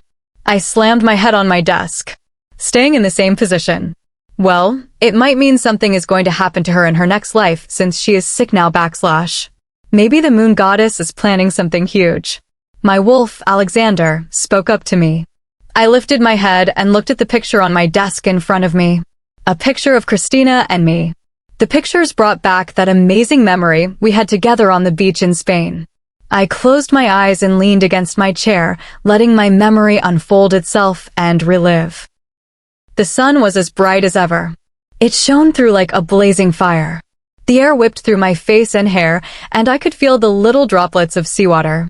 I looked over to my right side and noticed that Christina was looking beautiful as ever. She was wearing a beautiful baby blue sundress that I bought for her in Sweden. Her hair had soft curls that made her look even more innocent. She was wearing no makeup, showing off her lovely, flawless face. I watched her movement as she lifted her arms slowly and allowed the wind to whip through her bare arms. Smiling, I mimicked her movement, allowing the wind to whip through my white button-up shirt. After a while, I lightly pushed Christina into the waves while she still had her hands and eyes closed. As the little waves suddenly hit her ankles, she started yelling in surprise, which caused me to laugh. She turned her cute little glare towards me, and I started running around while she was chasing me. She didn't scare me. I just did it so that I could see her face light up with happiness and excitement. After we stopped running, we both sat down and enjoyed the sunset on the horizon. She leaned her head on my shoulder, and I gladly wrapped my arm around her shoulder. "We should come here again," she whispered to me.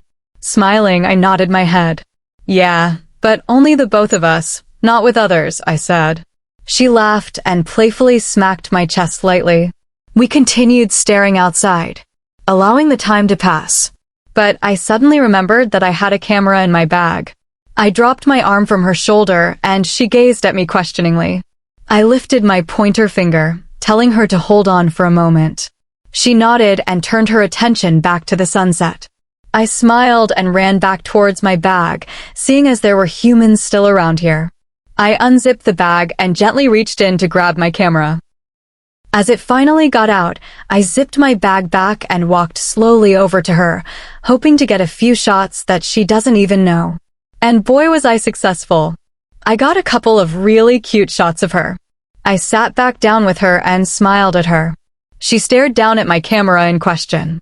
"Let's take pictures together. You know, to build some memories forever," I said. She broke out into the most beautiful smile ever, and nodded her head in glee.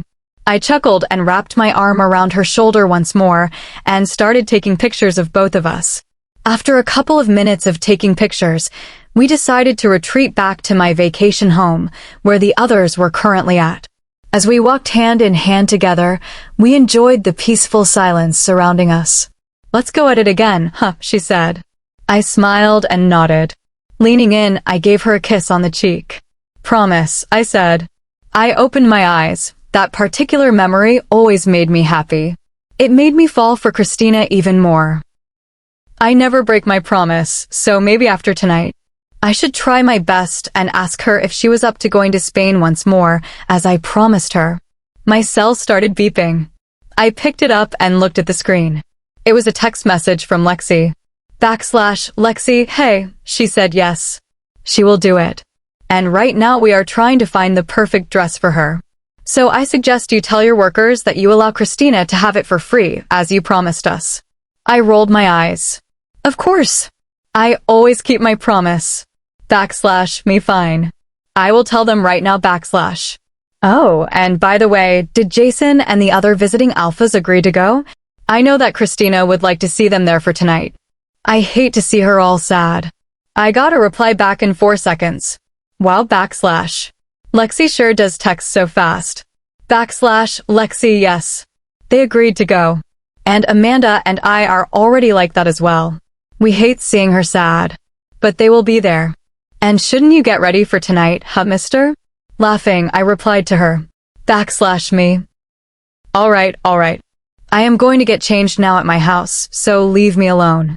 Oh, and be there on time. With that said, I shut my cell off and hopped into my car, driving back to my estate, in hopes of seeing Christina once more. Jake. Jason came in unexpectedly to the place where Ian and my friends were all hanging out, informing us that we are going to an organization for sick people like Christina. I couldn't help but feel happy and excited that Christina might do a special performance for the people.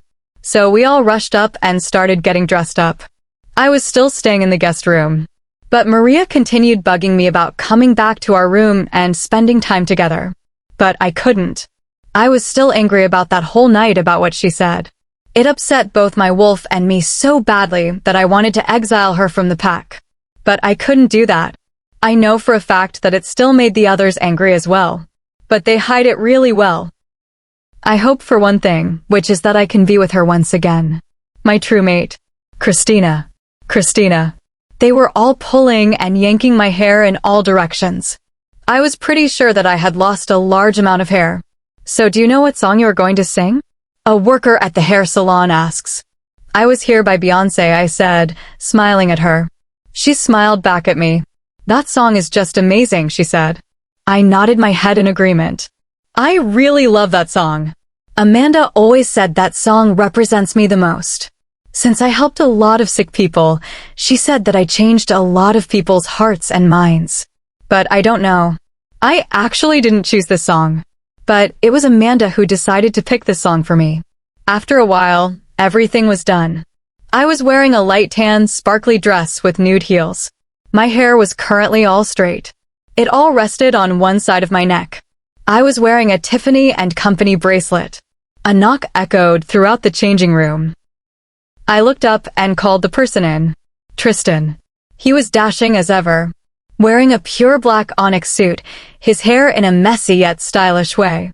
I could smell his shampoo and body wash enveloping me. He smiled at me. You look beautiful as ever, my angel, he said, as he walked closer and closer to me. I smiled and checked him out as he was doing to me right now. As you are also good looking to my dear, I said teasingly. He smirked and rolled his eyes. Of course I am. I mean, have you seen this? He said cockily. Rolling my eyes, I grabbed my clutch. Oh yes, where are Amanda and Lexi? I asked him, knowing the fact that they talked to each other on the phone more. Oh, they went out to greet the entire pack, he said. I nodded my head and walked over to him. Let's go, he said, raising his arm for me. I nodded my head and wrapped my arm around his. He smiled and led me out to the place where it was being held. As we walked, I felt his eyes always coming back to me. To which I started feeling self-conscious. My face and neck began flushing. I looked away from his direction and just looked at the entire Grand Mall. He stopped in front of a door and I looked at him. Are they already in there? I asked him quietly. He nodded his head and smiled at me. Come on. We don't want to be fashionably late, do we? He said, chuckling at the end. I giggled and nodded my head. It was pretty fun. It was so fun that I didn't notice Tristan stand up and walk, announcing to the people that I was going to sing. Until Lexi nudged me. I smiled and nodded my head. As they got the song ready, I looked around the crowd to see that everyone from the pack was giving me a thumbs up, which caused a smile to break through. It was the first time, though, that I sang by myself without Amanda beside me. And let me tell you, my nerves were through the roof. As the light dimmed, I could hear the beat of the song coming to a really loud volume. And with that said, I closed my eyes and allowed the words to flow out. I want to leave my footprints on the sands of time. Know there was something that I left behind. When I leave this world, I'll leave no regrets. Leave something to remember so they won't forget. I was here. I lived, I loved. I was here. I've done everything that I wanted. And it was more than I thought it would be. I will leave my mark so everyone will know. I was here. I want to say I lived each day until I die. And know that I meant something in somebody's life. The hearts I have touched will be the proof that I leave. That I made a difference, and this world will see. I was here. I lived, I loved. I was here. I've done everything that I wanted. And it was more than I thought it would be. I will leave my mark so everyone will know. I was here. I lived, I loved. I was here. I've done everything that I wanted. And it was more than I thought it would be. I will leave my mark so everyone will know. I was here. I just want them to know that I gave my all, did my best, brought someone to happiness, left this world a little better just because. I was here. I was here. I lived, I loved. I was here. I've done everything that I wanted. And it was more than I thought it would be. I will leave my mark so everyone will know. I was here. I lived, I lived. I loved, I was here. I did. I've done, I was here. I lived, I lived. I loved, I loved. I was here. I did. I've done. I was here. And all I could hear was my heart beating loudly in my ear as I smiled a big smile, allowing the tears to come out. I was currently in Tristan's office, with Tristan only. We were catching up and talking about non-important stuff. We finally sat in silence as the fire crackled around the room. As Tristan was staring at the fireplace, I began staring around his office here. It was really modern and chic. All the colors were not warm, but cool instant. It reeked of masculinity, but I didn't mind. Tristan was a chic fellow, so his office, which he personally designed, matched him very well. Behind his desk, there was a huge window that overlooked the forest that surrounds this mall. He made it in the forest because he is a werewolf, and he needs to be in touch with nature as it calms his wolf in a peaceful way. That is what he told me, of course, but I believe him. As I was done staring around his office, I looked back towards him to see that he was staring at me. I cocked my eyebrow and stared back at him, but couldn't after a minute, seeing as his stares are so intense. What? Is something on my face? I asked. He shook his head while chuckling. No, nothing is on your face. I just wanted to stare at your face, since you're so beautiful, he murmured to me. I looked back at his intense green eyes and smiled. You're so cheesy sometimes, I said under my breath. He laughed and began feigning hurt. Oh, how rude, he said. I laughed and shook my head. His office phone started ringing, and he stood up to get it as he answered the call. I stood up and walked over to the fireplace, seeing as the flames were dying very quickly. I grabbed the screen for the fireplace and began pulling it as it seemed to be letting some sparks out. And I did not want to get Tristan's office burnt down, even though I wasn't the one who made the fire. As I pulled it out, I suddenly sprained my wrist. I yelped in surprise and clutched my wrist with my hand. Tristan must have heard it as he was by my side in a second, seeing what was wrong. What is wrong? He said frantically. I hissed in pain as I tried to move my wrist around. My wrist. I sprained it pulling the screen in front of the fireplace. I said. He sighed in relief and touched my wrist lightly. Come on, let's sit down on the couch, he said. I nodded and stood up along with Tristan, and he began leading me back to the couch. After he was done wrapping it in a cloth that he kept in his office in case he or a human worker hurt themselves, we sat side by side, staring at each other, talking a little. I smiled and looked at my clasped hands. I looked up and noticed that Tristan began leaning closer and closer to me. I froze and just stared into his eyes, as it made me get lost in its abyss.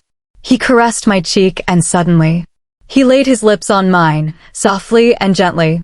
I began kissing him back, but then snapped out of it. I pulled away from him. What? I mumbled. He was still panting. I turned forward and just stared at nothing. My mind was blown away by none other than the kiss. I opened my mouth to tell him that I had to go home now, but he knew that I was going to say that. Stay with me, he said. I froze. What is going on right now? We both stayed quiet. I couldn't stare into his eyes, but he was trying to make me stare at him. I shook my head of the thought. Stop it. I scolded myself. I stood up and looked the other way. I couldn't dare look at Tristan's pleading eyes, as his words kept replaying over and over in my mind. Stay with me.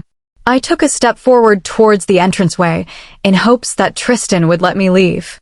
Forget anything that just happened. I agree that the kiss was amazing. It really was. But I didn't want to break anyone's hearts when I take my final breath. Where are you going? You're hurt, he said after I took another step. I slightly turned my head over to him. I'm fine. It doesn't hurt anymore. I just want to go home, I said, trying to sound like the kiss didn't affect me. But truth be told, it did. Jason, Jake, Ryder, and even Tristan. They all affected me in so many ways. That scares me. Really scares me. I knew, for instance, that, of course, Jake would have an effect on me. But Ryder, Jason, and Tristan? That didn't make sense at all. It kind of made me believe that I had a bond with all of them. A very special bond. But I had a bond with everything and everyone. Don't worry about me, I said finally before turning my attention back to the door. I took another step and was gradually walking more and more, but as I was about to reach the door, I was suddenly pulled back to a hard chest. Tristan's chest, to be exact. His arms wrapped around my waist, securing me in his embrace. My eyes widened in shock. I couldn't move my head to look over my shoulder, scared of meeting his pleading, beautiful green eyes. I felt him run his nose on the length of my neck, inhaling my scent. What do I do? I thought to myself. Chapter 17. Christina. My eyes fluttered open, I yawned and stretched around the bed. But couldn't, as something was restricting my arms to my side. That was when the sleep really got kicked out of my system. My eyes landed around the entire room to find out that it wasn't my normal room that I would usually wake up in. But it was someone else's. The room had a contemporary feel to it. The main color was either a tan, creamy color, or black. But it really fitted together well. There was no desk in the room. Just the bed. A flat-screen TV across from it. A couple of drawers and wardrobes. A bookcase. Huge windows on what I believed was the left side of the room. And lastly, a couple of doors are scattered around the room, either leading outside to the hallway, the closet, or the bathroom. I stayed completely still and wondered whose room I was in. I continued to think. That was until it came back to me like a full-time bomb. Tristan. The kiss. The confession. And lastly, blacking out. I slowly turned around to face Tristan, who still had his arm wrapped around my body. He still looked handsome, even though he was snoring, and there was a hint of drool coming out of his perfectly formed lips. The sun was casting on his face, making his appearance seem godlike. You know, it's creepy to stare at someone who is sleeping, he murmured to me. I jumped up in shock. You were awake? I said finally. He peeked through his eyes and smiled. Releasing his arm from my waist, he began stretching in bed, still smiling. Yeah. I was woken up by someone who was moving around in bed, he said. I blushed and looked up at the ceiling. I went to look at the digital clock beside the bed to see that it was only 9 in the morning. I groaned and sat up, stretching my upper body. As I did that, I could feel Tristan's gaze on me. Well, more like my body. I dropped my arms and looked at him. Smiling, I threw the blanket off me. What are you doing? He said. It's only 9. I stood up and turned around to face him. Still smiling, I leaned down and poked his nose. I need to go back. Even though you might have called them and told them that I was staying with you. I need to go home, since I have a doctor's appointment, and Miranda has to come with me, I said. He nodded his head and also stood up. As he turned around to face me, my mouth fell open, wide open. He was wearing no shirt, showing his toned abs and chest. Everything was completely toned and athletic. I snapped my mouth closed and turned around, my hands covering my blushing cheeks. Man, was I embarrassed. I could hear him chuckle behind me. What is going on with me right now? I opened the front door of the pack house and closed it tightly behind me. My breath was hectic. My face had a hint of red on the cheeks. I clutched my racing heart and tried to slow down my breathing to normal, but every time I did that, it would race back up once again, due to the fact that my memories of what happened continued over and over again. Shaking my head, I started walking towards the long hallway where the elevator was located. I reached the elevator and slowly pressed the button. As the door opened, I stepped in and pressed my foot. It continued its way, going up, and I slowly started to relax. I waited for the elevator door to open, and as it did, I speed-walked to my bedroom and closed the door. It seemed like everyone was out doing something, probably going to meetings with the neighboring packs. Sighing, I slipped off my coat and clothes, walking straight into my bathroom. I decided to wash away my worries and confusion that seemed to be radiating off me. Hopefully it will help, I thought as I stepped into the awaiting water. As soon as I got dressed and blow-dried my hair, I slumped on my bed. Face first, of course. This position would always help me cleanse my mind of unwanted thoughts. But this time, it wasn't helping at all. It just made it worse. I groaned in frustration and glared at my ceiling. After a couple of minutes of glaring and whispering incoherent words, I shook my head and decided that it was best to lock those memories in my imaginary chest that lies inside my brain, only allowing it to come out with him around. Nodding my head in agreement, I crawled my way under my massive, comfy blanket and snuggled deeper into my pillow. Smiling, finally, I was at peace with my thoughts. As I just lay there, I focused on the clock next to my bed, as it ticked and talked every second, helping me fall deep into sleep and hopefully allowing me to forget about what happened in the car. Chapter 18. Christina. Do you guys ever just brush your hair until it becomes super soft? I do that to just simply keep my mind out of the gutter. I bet you're all wondering, why is your mind in the gutter? Well, let's just say that a couple of hours ago, I was caught running around, pretty much fooling around, and then was scolded since it could make me fall ill once more. I understand that they want to make sure that I am absolutely comfortable, but seriously. I feel fine right now and will inform them that if I feel sick or any pain, I will go and tell them. Knock. Knock. Knock. I snapped my head over to the door and called out, "Who is it?" I could barely hear the whispers outside, and somehow I knew that it must have been my girls. Rolling my eyes, I turned my head back over to my reflection and was a bit shocked at what I saw. I knew that I looked like I was a dead person these past few days, but seriously, it still scares me. Scares me to the full extreme that my life is coming to an end, and I don't know when or where that will end. Putting my brush down gently, I dropped my head and allowed my hair to cover my face for some time. I soon heard my bedroom door open, and without turning my head back to see how it was, I simply kept quiet. "What do you guys want?" I said in a whisper. All of the whispering hushed down, and I felt someone's hands go over my shoulder. "Hey, are you okay?" Lexi asked. I nodded my head and lifted my head. Smiling at all of them, yes, just a bit tired and angry that I was scolded earlier. I said, trying to ease their worries. "No, don't lie to us, Chrissy. Something is bothering you. Tell us what," Amanda said as she sat beside me. I sighed and knew that I did not have a choice in this situation. Taking a deep breath, I opened my mouth to speak, but no words came out. I closed my mouth and stared at my clasped hands. Then Lexi and Amanda's hands went over mine, and they squeezed it reassuringly.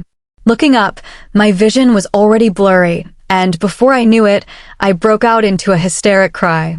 I must have alarmed both of them, considering that they suddenly went and hugged me and were asking each other if they should call the doctor.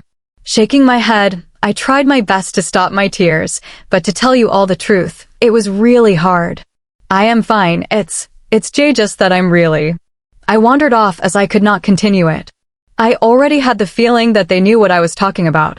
Hey, when the time comes, we will deal with it then, but right now, let's just live a little, right? Go wild and have many outrageous parties that will annoy everyone," Amanda said as she lightly wiped my tears away from my pale cheeks. "That's right, so let's have fun. Do many pranks around here." I bit the inside of my cheek. They both were right. I should live a little instead of hiding out and doing things that are not fun. I should not keep myself locked up in a complete shell while there are things outside that are waiting for me. I nodded my head as my outburst of tears went down, and stared at them both in their eyes. "I'm sorry, guys. I am just over emotional right now," I whispered as I lowered my gaze back onto my hands. "Hey," Lexi said. I looked up at her, and she had that smile on her face. "Listen, we understand that you will be emotional. I mean, who wouldn't be? So don't apologize about it. We understand already." I nodded my head as I was at a loss for words. That was when right there and then, I clearly had great friends that would always have my back, even if I am at my lowest, and you know what? I will be there for them if they have that moment, which I am sure won't happen until that day, but I will always be ready for them as they are ready for me. Sitting under the scorching heat was not a bright idea, and yet I fell for it since Lexi and Amanda wanted to go and do some yoga outside. I thought that it would be at least half an hour of them doing yoga, not 3 hours. I bet you're all thinking like, well, you can just go back inside, can't you? Well, I tried my best, and let me tell you, every time I step out from the seat that they got me, I would be pushed back in there and forced to sit until they were done. I simply did nothing, just watched them or the dancing trees that seemed to be all up in my face. At least they get to be free. My stomach started to growl, and I stood up. I'm going to get food. I will be back. I shouted over to Lexi and Amanda, who were just standing very still. Okay, but you better get back, warned Amanda, who then went back to being really quiet. Rolling my eyes, I waved them off and began to head in. As soon as I stepped inside, I sighed in bliss as I felt the cold air of the AC envelope me into a cooling embrace. Smiling softly, I walked over to the fridge and opened it up in search of food. Hungry. Someone's voice called out to me. From the scare, I accidentally hit my head on the top of the fridge, biting my lip as I felt some bad words were about to come out. I backed away from the fridge to see who the voice belonged to. It was Jason, who was trying his best not to laugh. I rolled my eyes and put one of my hands on my hip while the other was on my head. Haha, I said. He coughed and walked over to me, touching my head. He began to rub it. Sorry, he said. He did sound sincere, but he still had that smirk on his lips. Pouting, I slapped his arm lightly and backed away from him. Apology accepted, I said, as I began to eye the apple that was looking so fresh and red. I walked over to it and grabbed it. Walking over to the sink, I began to wash it. When I was about to put it in my mouth, I suddenly stopped and turned to look at Jason, who was staring at me amusingly. I think that an apple will not satisfy your hunger, Chrissy, he said as he leaned against the counter. I shrugged my shoulders. It's okay, and besides, it will keep my stomach at bay until dinner comes, I countered back to him. I also leaned against the counter, copying his exact movements. I noticed that Jason's eyes suddenly went soft as he noticed I did that. I'm going to really miss these moments, he whispered to himself. I stopped and stared at my apple. I was suddenly not feeling hungry, but I knew that if I did not eat it, Jason would think something is wrong, and I can't do that. So I sucked it up and took a huge bite of the apple. So I have not seen you all day. Along with the others. What is going on? I asked as I swallowed the huge bite. He smiled, but it did not reach his eyes at all. We have been setting things up, you know, for something, he said cheekily. I bit my lip and stared at him. I can't and will not tell you, my dear.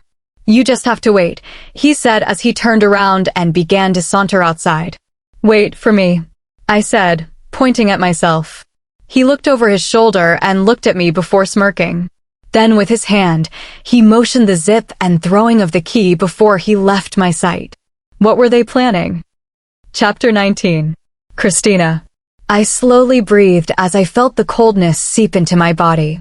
Cringing, I lightly rubbed my hands on my arms. Staring outside, I noticed that the weather was sure going to be down in the drains this entire week, considering the forecast saying that it will rain. And I was sure that whatever Jason and the others were planning would have to be held back for this entire week until the weather cleared up.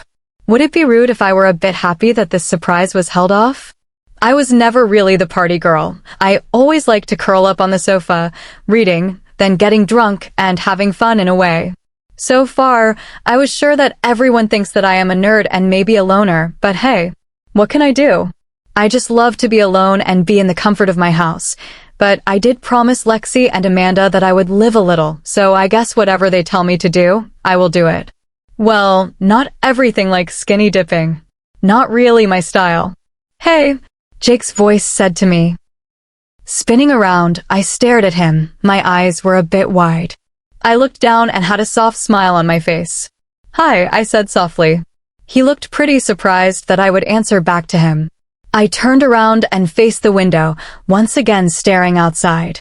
I heard his footsteps coming closer to me, and then his body heat was hitting the side of my body. I began to tense up, not from the heat, but from the shock that was clearly in the air.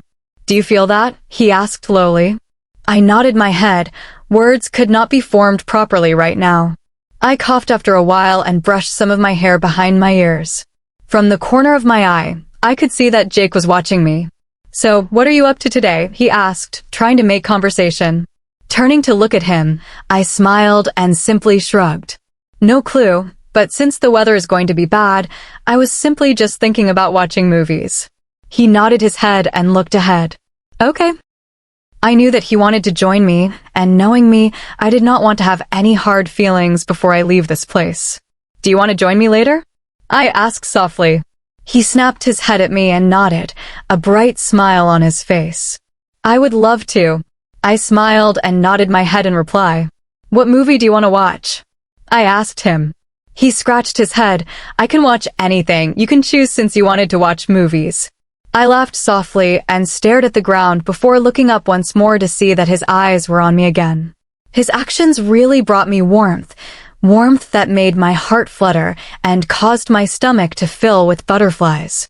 "I can watch anything, so it does not matter to me what we watch," I said. "So you can decide. I am up for anything."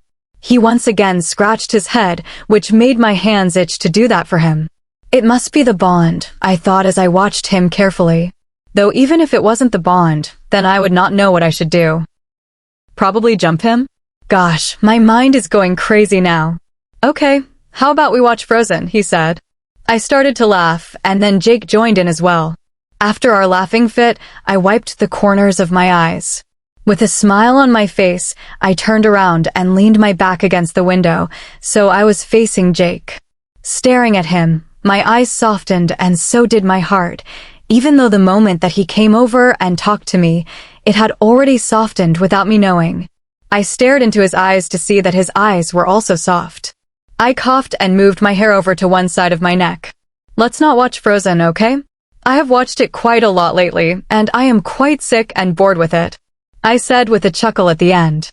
He chuckled as well and nodded his head in agreement. "Understood. So how about a horror movie?" I bit my lip and thought through it. It would be a great chance to watch a horror movie, considering the fact that the sky is super dark, so that will add to the atmosphere during the movie. But the negative side to it was that it would only be Jake and me, and sure, my heart had softened up to him, but I was a bit anxious about what took place a long time ago, and to be honest, I was scared. "Christina," Jake said as he waved his hand in front of my face. I moved my head back a bit and stared at him, a small smile on my face. "Sorry, must have dozed off," I said. He laughed and nodded his head. "It's okay. So, a horror movie sounds good." I nodded my head and gave him a smile. "Of course, but what movie?" I asked him as I pushed myself off from the window and stood next to him.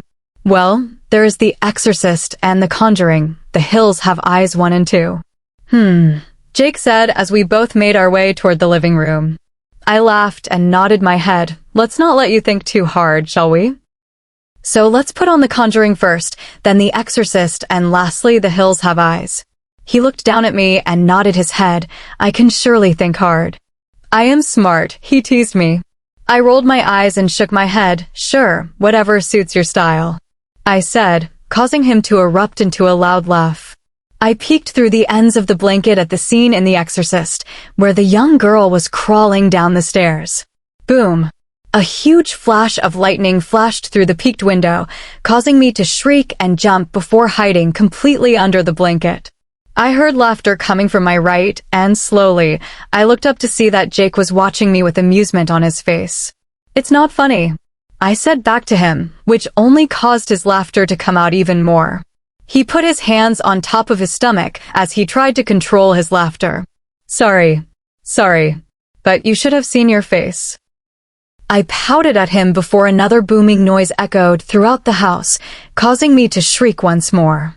I hid once again under the blanket and was lightly shaking. Why did I agree to watch horror movies? I felt someone's hand go over my shoulder, causing me to shriek once more. "Shit, Christina, it's me," Jake said. I lifted my head from under the blanket and looked at Jake. I could see that my eyes were lightly tearing up. "Hey, you're okay. Nothing can hurt you, I'm here," he cooed softly to me. I nodded my head lightly, but my lips were lightly shaking. I knew that it was because Jake was eyeing my lips. Boom! I jumped, and this time, I did not jump under the blankets for safety, but into Jake's arms, catching him off guard. I whimpered and stuffed my head against his chest while my arms were wrapped around his neck. I felt his arms go instantly around me, causing even more sparks to erupt between the two of us. After a couple of seconds, my eyes opened up in realization and shock. I slowly untangled my hands from his neck, but Jake's voice stopped me from doing it. Please don't let go. Let me hold you since I never had a chance to do this for quite some time. My wolf and I need this. Really need this. He whispered to me. My heart quickened up and I bet he could feel and hear it. So I listened to him. It was the least I could do. So I once again wrapped my arms around his neck and nestled my head against the hard planes of his chest. I closed my eyes and just plainly listened to the beating of his heart.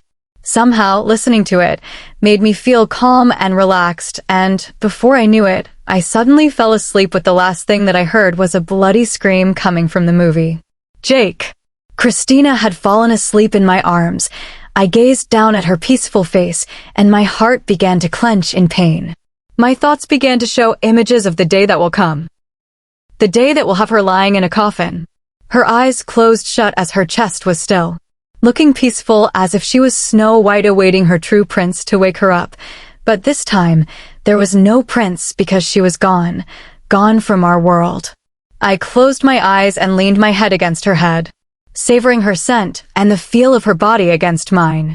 Don't think about it, I mumbled to myself as I leaned against the cushion of the leather. Lightly shifting her to my shoulder, I took the TV controller and decreased the loud volume of the movie. Putting it down lightly, my eyes once again landed on Christina's face. It moved around her face, taking everything in. Her long black eyelashes, her cute button nose, her lightly tinted pink cheeks, and lastly her plump lips. I stared at her lips, and slowly, I dropped my head and pressed my lips softly against hers. I closed my eyes, and before I knew it, I pulled back and kissed her forehead. Her lips were soft, and they had the taste of mint, which I absolutely loved. Even though you won't remember this moment. I don't care. I just want to show you how much I love you, and that was it. I love you, Christina, even though the time is coming very soon. I will always be with you, every step of the way. I whispered as my hands lightly trailed around her face and touched the outer corner of her lips. My heart began to clench even more about the day that she will leave me. Leave everyone behind. I felt some tears coming out, and sure enough, they fell lightly onto her cheeks. I watched the single drop of tear slowly slide down her cheeks, causing me to think that it represents her life. She was dying every time the seconds went by. Dying very slowly, not even knowing that her time will come anytime now. She is very brave to always put on a brave face. But even though others cannot catch it, I could. Her eyes always had an underlying emotion in them. Sadness and pain. Sadness that she is probably leaving quickly. Pain that she feels every time her body is losing the war to the illness. Why? Why take her away from me? Why? I said out loud, but not too loud, seeing as she was still asleep. Staring down at her, she looked almost like Snow White. Her hair was black while her skin was pale. Her lips were a light red. And her cheeks, still pink, but it was slowly fading away. But the thing about Snow White that I do not want in our sick and twisted fairy tale is the fact that she will close her eyes forever. Snow White. My Snow White. She will always be everyone's Snow White. Forever and always. Leaning my head against her head, I closed my eyes and also allowed the darkness to take me into a deep slumber with Christina in my arms. Chapter 20.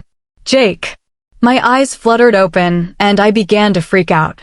As I looked down to see that Christina was still in my arms, sleeping peacefully. I released a heavy sigh and leaned my head against the pillow. She was still in my arms. It's okay. It's okay. I felt some movement, and looking down, I could see that she was finally waking up. Her eyes slowly fluttered open, then closed once again before reopening. I smiled down at her as she tried to make sense of things. Her eyes went up slowly to my face until they met my own eyes. Hey, I whispered to her. She blinked and then sat up, which I allowed her to. I must have zoned out, she said, looking everywhere instead of at me. I did not like that one bit, so I reached over and grabbed her chin and gently led her to face me. Don't shy away. I don't care that you zoned out. I zoned out as well, I said as a small chuckle escaped my mouth. She blushed and slightly nodded. Her gaze was still on me as mine was on her. Smiling, I dropped my hand from her chin and stretched my aching muscles. She looked down to see that she was still on my lap, which caused her face to turn bright red. She quickly moved out of my lap to the spot next to me, causing me to chuckle under my breath. I'm going to go to my room, she whispered, and before I could say anything to her, she was already out of the room. I smiled and leaned my head back against the seat. So you don't remember, huh? I whispered sadly before clearing my throat. It was already apparent that she would not remember what happened when she wasn't awake. Christina. I leaned against my door, and my heart was hammering fast against my ribcage. I slowly raised my hand to my heart and clenched my fingers together. I heard what Jake said that I don't remember, but I do. I remember the kiss, his soft voice that sounded so hurt, and mostly the single tear that fell on my cheek as he poured his heart out to me. I dropped my head and slowly slid down until I was sitting on the cold ground. I wanted to shout out to him that I do remember what took place. I lowered my head until it was against my knees. My breathing suddenly changed into frantic. I felt wetness soaking my jeans. Even though what he put me through, my heart will still be with him even if I told him that I had nothing to do with him, but I do. I do. I raised my head, and it lightly hit the door as I stared at the ceiling. I tried to control my tears from falling, but they kept coming. I hurt him. I hurt him. I knew that I hurt him even more because we are mates, and just thinking about how much pain he feels seeing his mate dying is hard. After I calmed my tears, I stood up and slightly tipped over. My hand grabbed the bedpost as support, and I clenched my eyes. My other hand suddenly touched my head. I gasped out in pain and felt the urge to vomit. I covered my mouth and tried my best to hurry to the bathroom. Just in time, I was there and already had my mouth in the toilet, vomiting everything out. Red and even more red came out. It was nonstop, causing my pain to increase even more throughout my entire body. After what felt like an eternity, I collapsed beside the toilet and was heaving. Everything hurt. It hurt. The only thing running through my mind was, is this my last breath of life? Will I not have a chance to see everyone for the last time? Is this my punishment for hurting Jake? Tears fell out of my eyes and landed on the cold floor. I tried my best to wrap my arms around my body, seeing as I was getting chilly as the seconds ticked by, but my arms just lay limp in front of me. Then I felt the numbness creeping over my legs as it slowly made its way across my stomach. From what I was feeling, my heart should be hammering hard as my breath should match the beat, but all I could feel and hear was it beating steadily and slowly. I guess my body was accepting everything right now. I felt helpless. My brain was telling me that I should try and get help or inform someone in the pack that I was in pain. But my body, on the other hand, was telling me to lie back and relax, and then it would all be over. My eyes suddenly closed by themselves, and I could see the memories that I held with everyone. It was like a film, showing me that I lived a welcoming life and that it was time for me to move on and accept a new one. I could feel the corners of my lips quirking up into a soft, small smile as I watched every memory replay. But I could also feel the numbing coming to my throat, and then suddenly, it disappeared. All that was there was the darkness. No memories.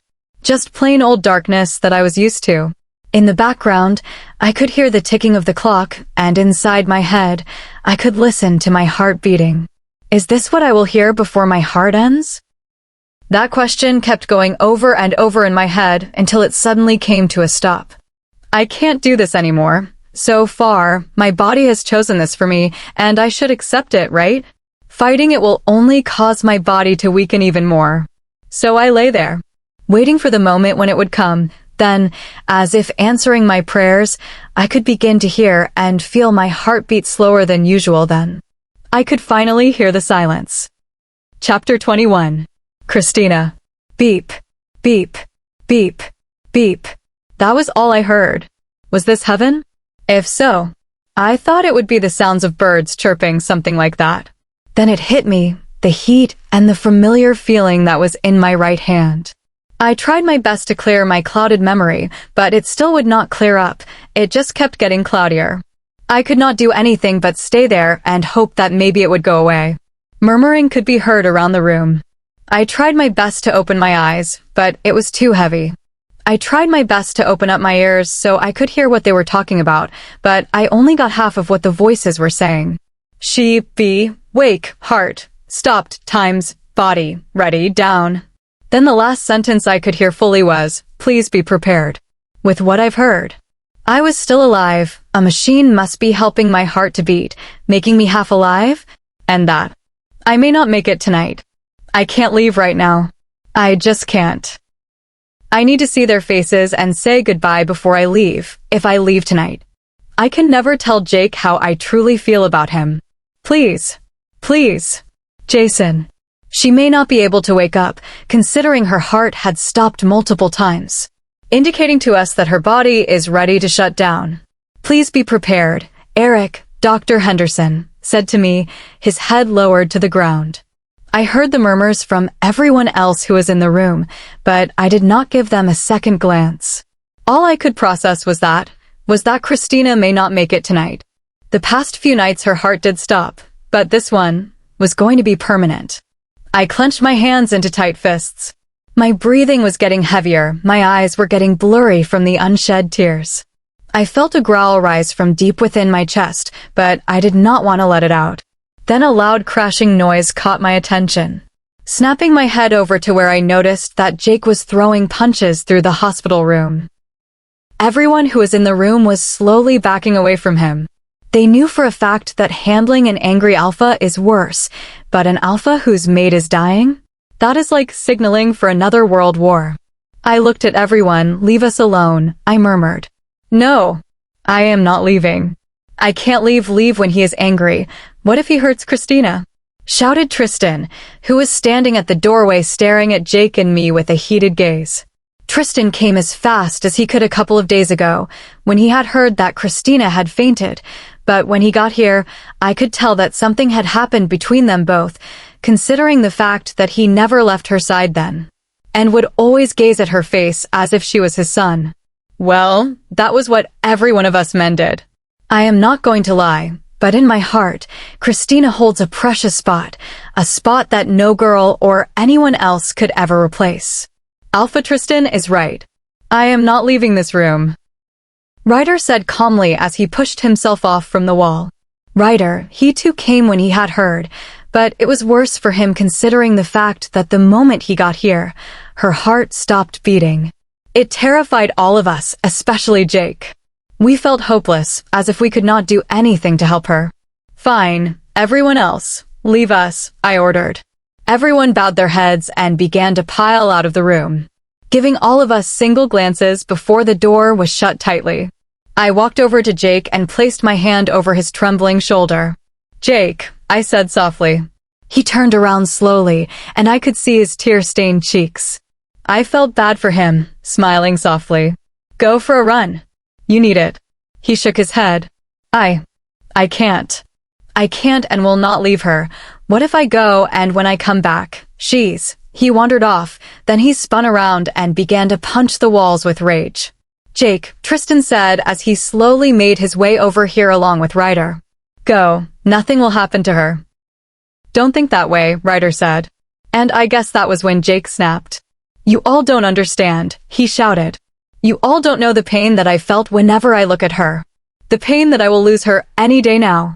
And that I cannot do anything in my power to save her from dying. You all are mateless. Your mates will come anytime now and me? Me? I will lose my soulmate. Forever, he whispered at the end of his shouting. I can never hold her and kiss her silly. We won't be able to have a family. She won't be by my side. I won't hear her voice, her scolding me, us having silly fights. Won't be together for all eternity, he said as he slowly slid down to the ground before he dropped his head down and began to cry. I looked down and knew that what he said was true. My mate will come any day now. We will be happy, but Jake? He will be alone.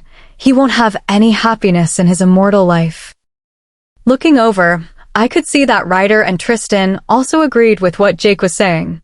I slowly lowered myself on the ground in front of him, Tristan and Ryder copying my movements as well, and we sat in front of him. We all have our battles, but this battle is much harder than others, Ryder whispered to no one but himself, and we all heard him.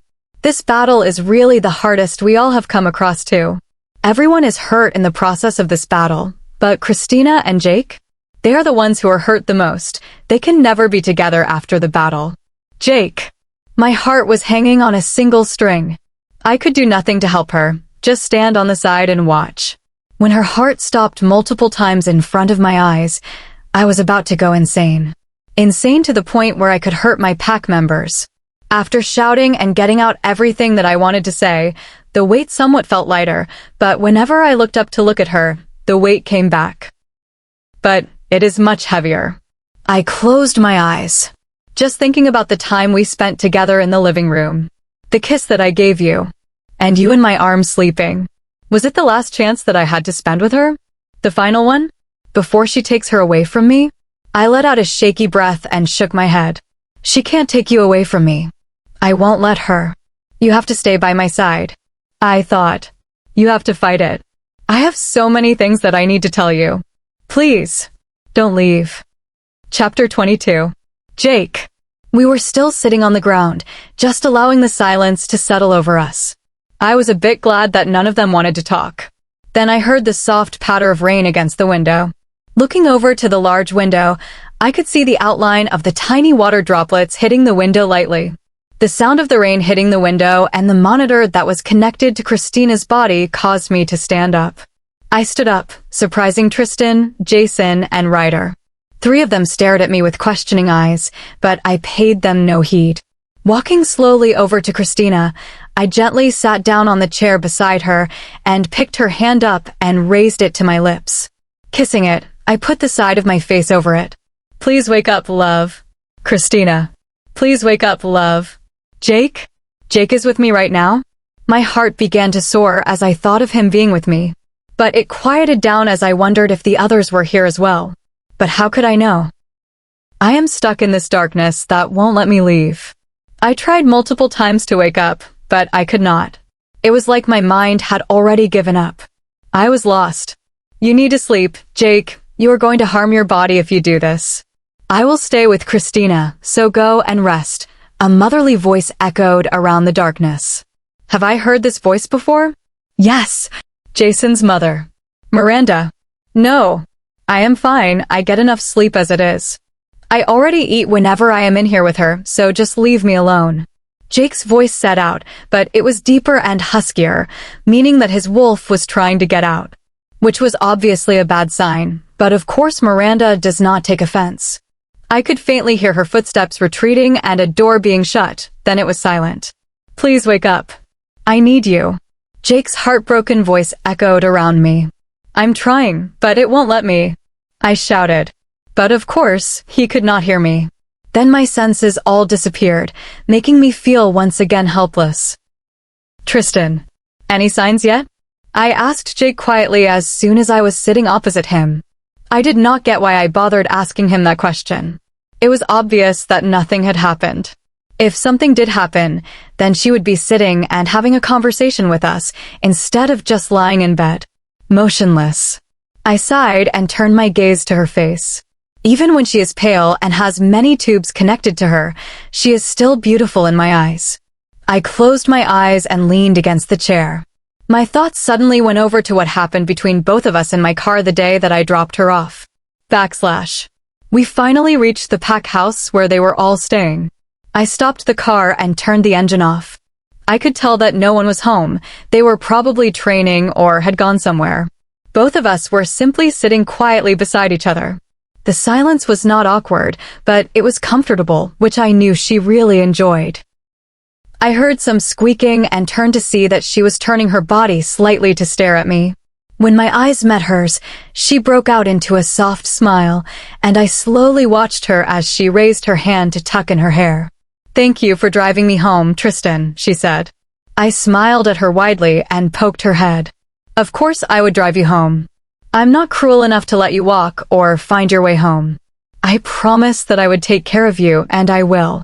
I said, playfully earning a giggle from her. "Sorry, it's just that you must be pretty busy." And I did not dash. I cut her off by pressing my lips onto hers. Her eyes were wide from the shock, and then they slowly closed. Moving my lips against hers for a couple of moments, I pulled back and leaned my head against hers, our breaths intermixing as we both were out of breath. I smiled at her and opened my eyes to look at her. Her face had a cute pink color to it, and her lips were red and parted from the kiss. Her hair was kind of wild, but not too wild that it would cause people to wonder what happened. Just think that she got out of bed. She fluttered her eyes open and stared at me, her blush deepening into a bright red. "Sorry.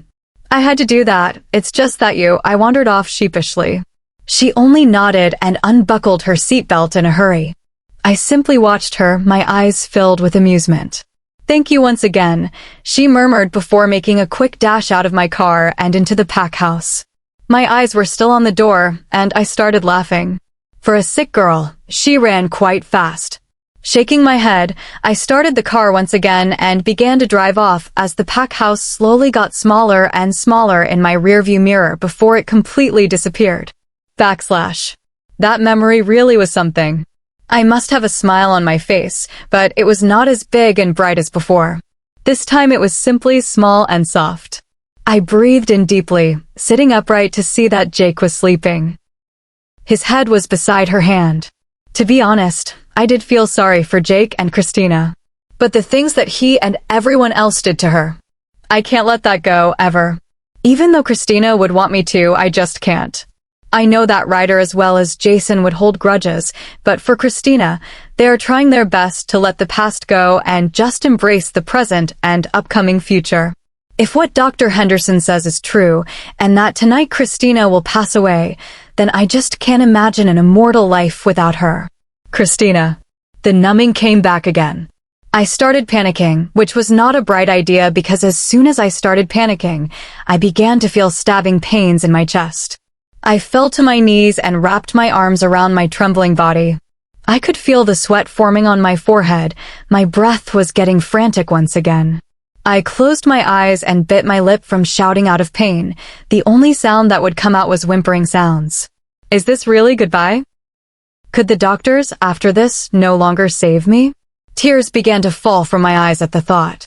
I did not get to see their faces yet. I prayed to the moon goddess to allow me to see them once more when I take my final breath. Then I could feel soft feathers caressing me as I continued to pray to the moon goddess, and boom.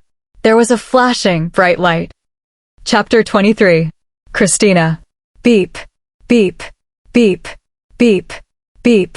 It continued to beep at a fast rate.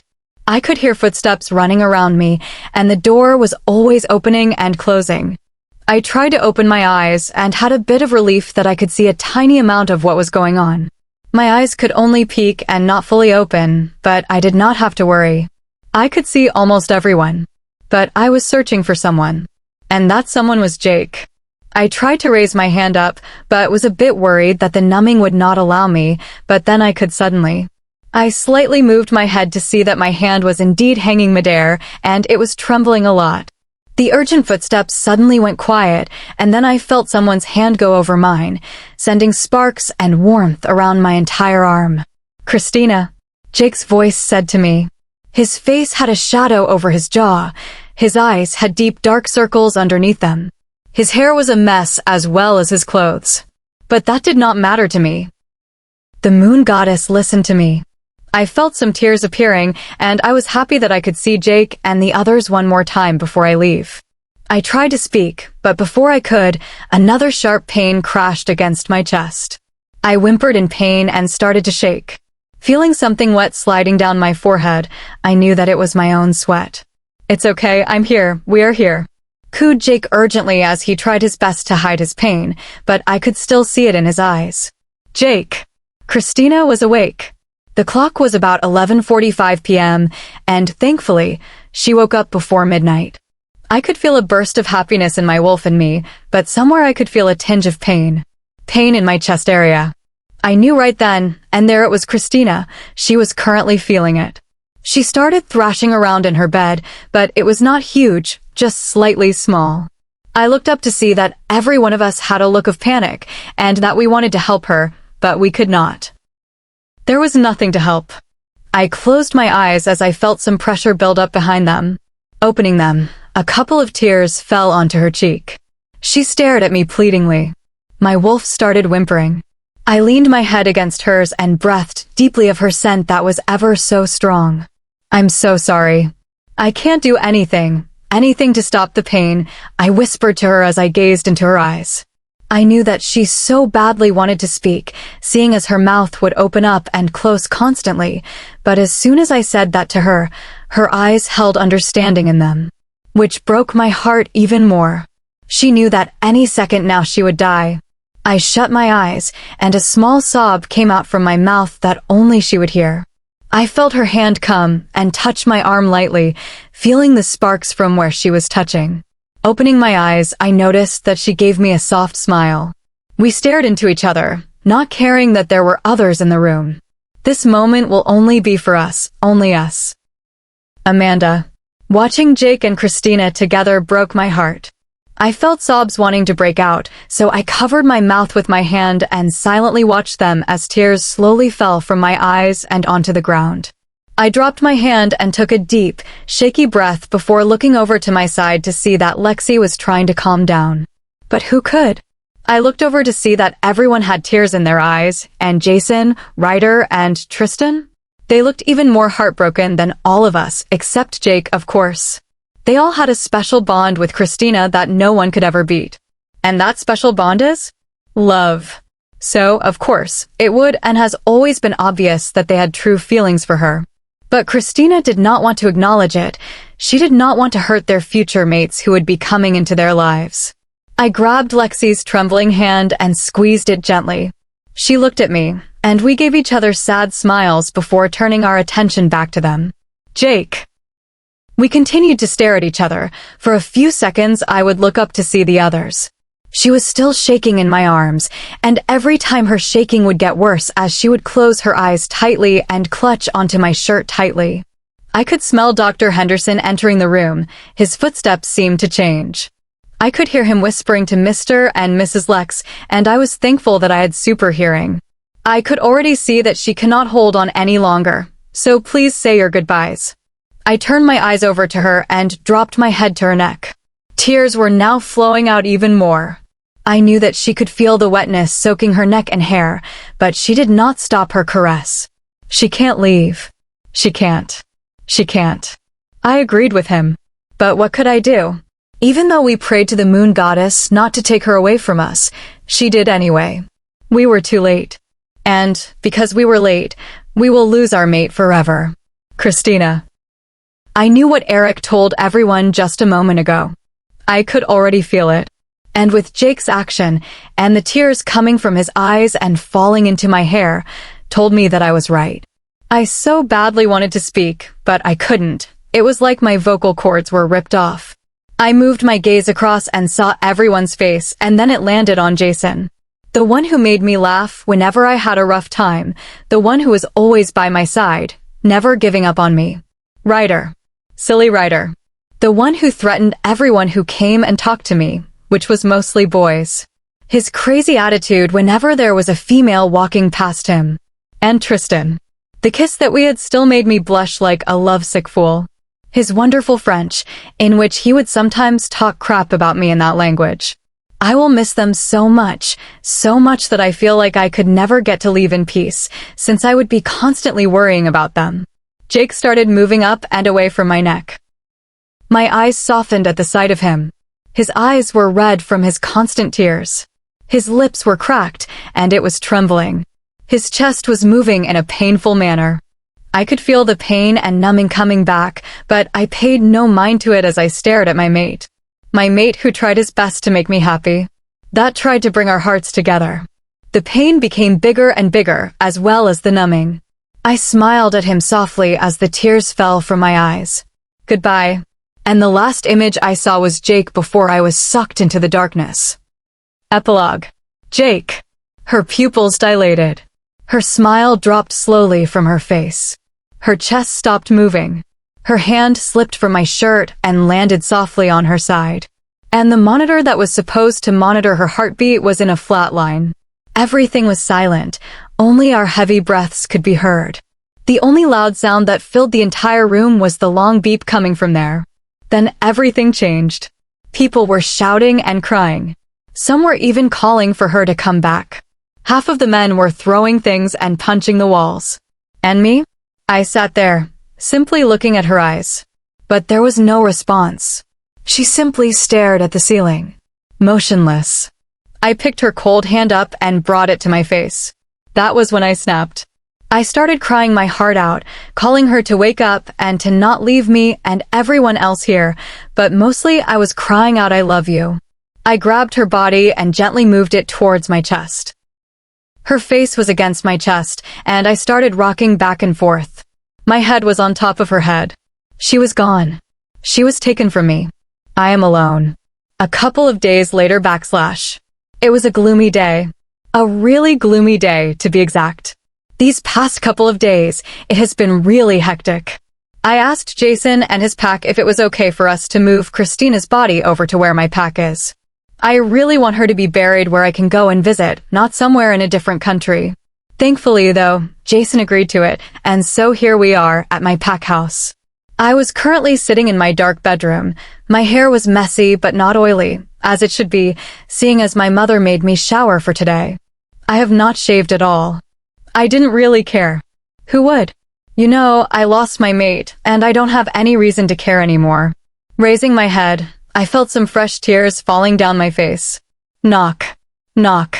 I didn't bother answering. I already knew who it was. Jason. Jake. It's time. He whispered softly to me while he stood at the door. I stayed seated for a couple of seconds before standing up. Making my way over to the door, I noticed that Jason was also in the same state as I was. I walked past him and began to head downstairs, where everyone was waiting.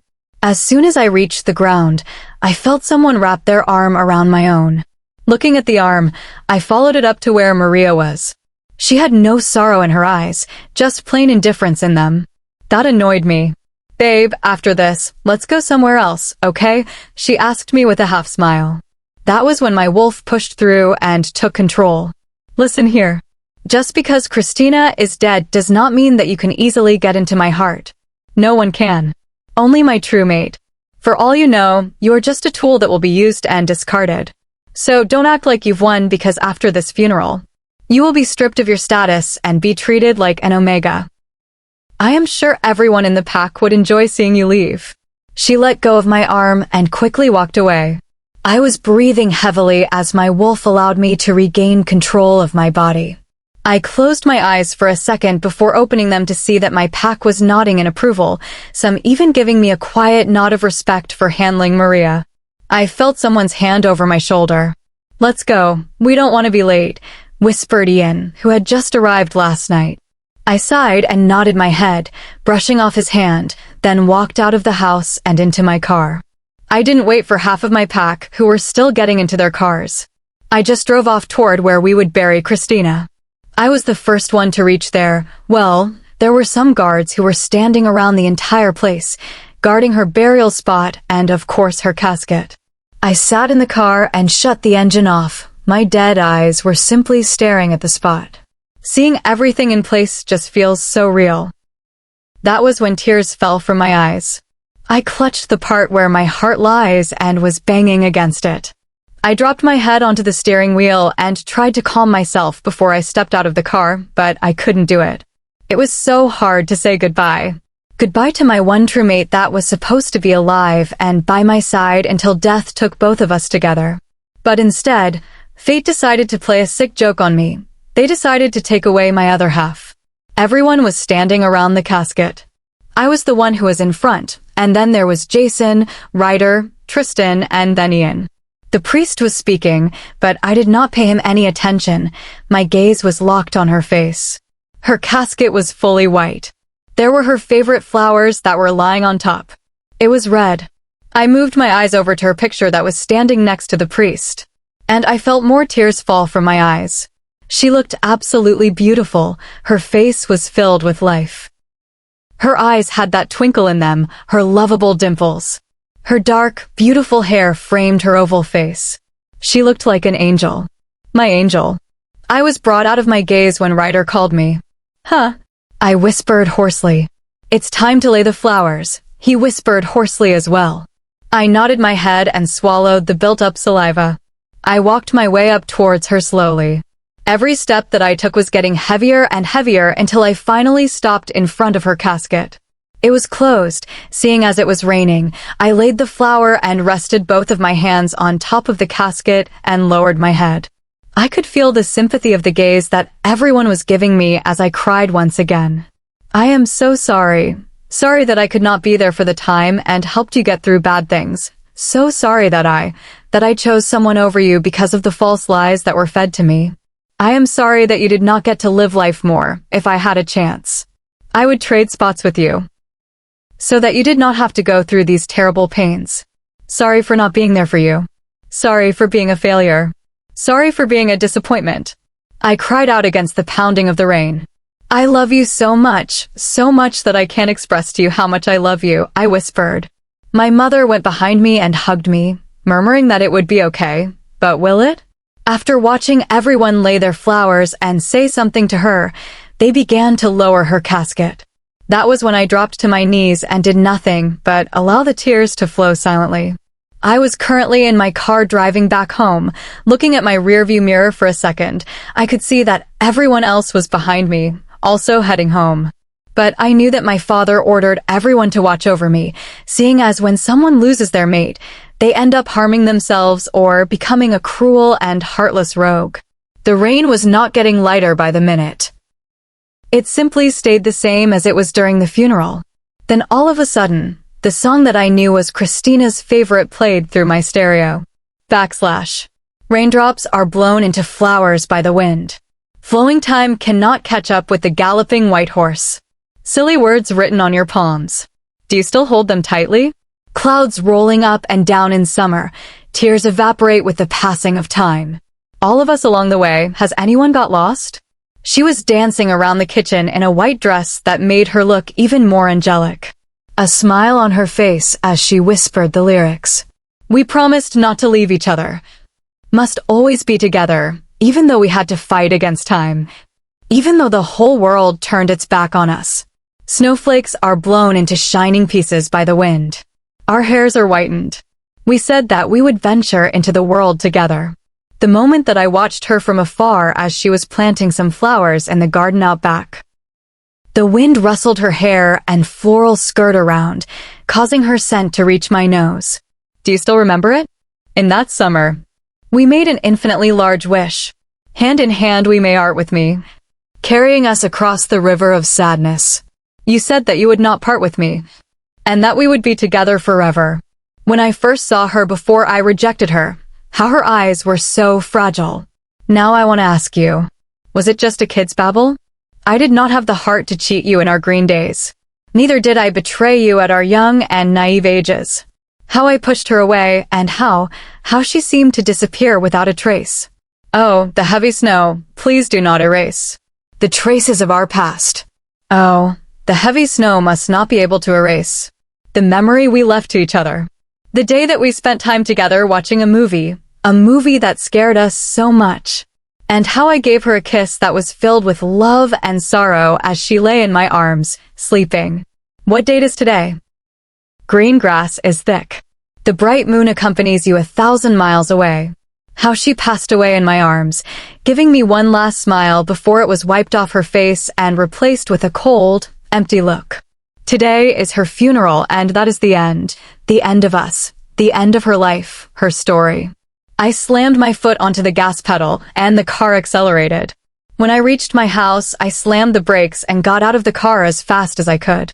Once I reached my bedroom, I slammed the door and began to throw everything as my heart began to ache as the tears stained my face.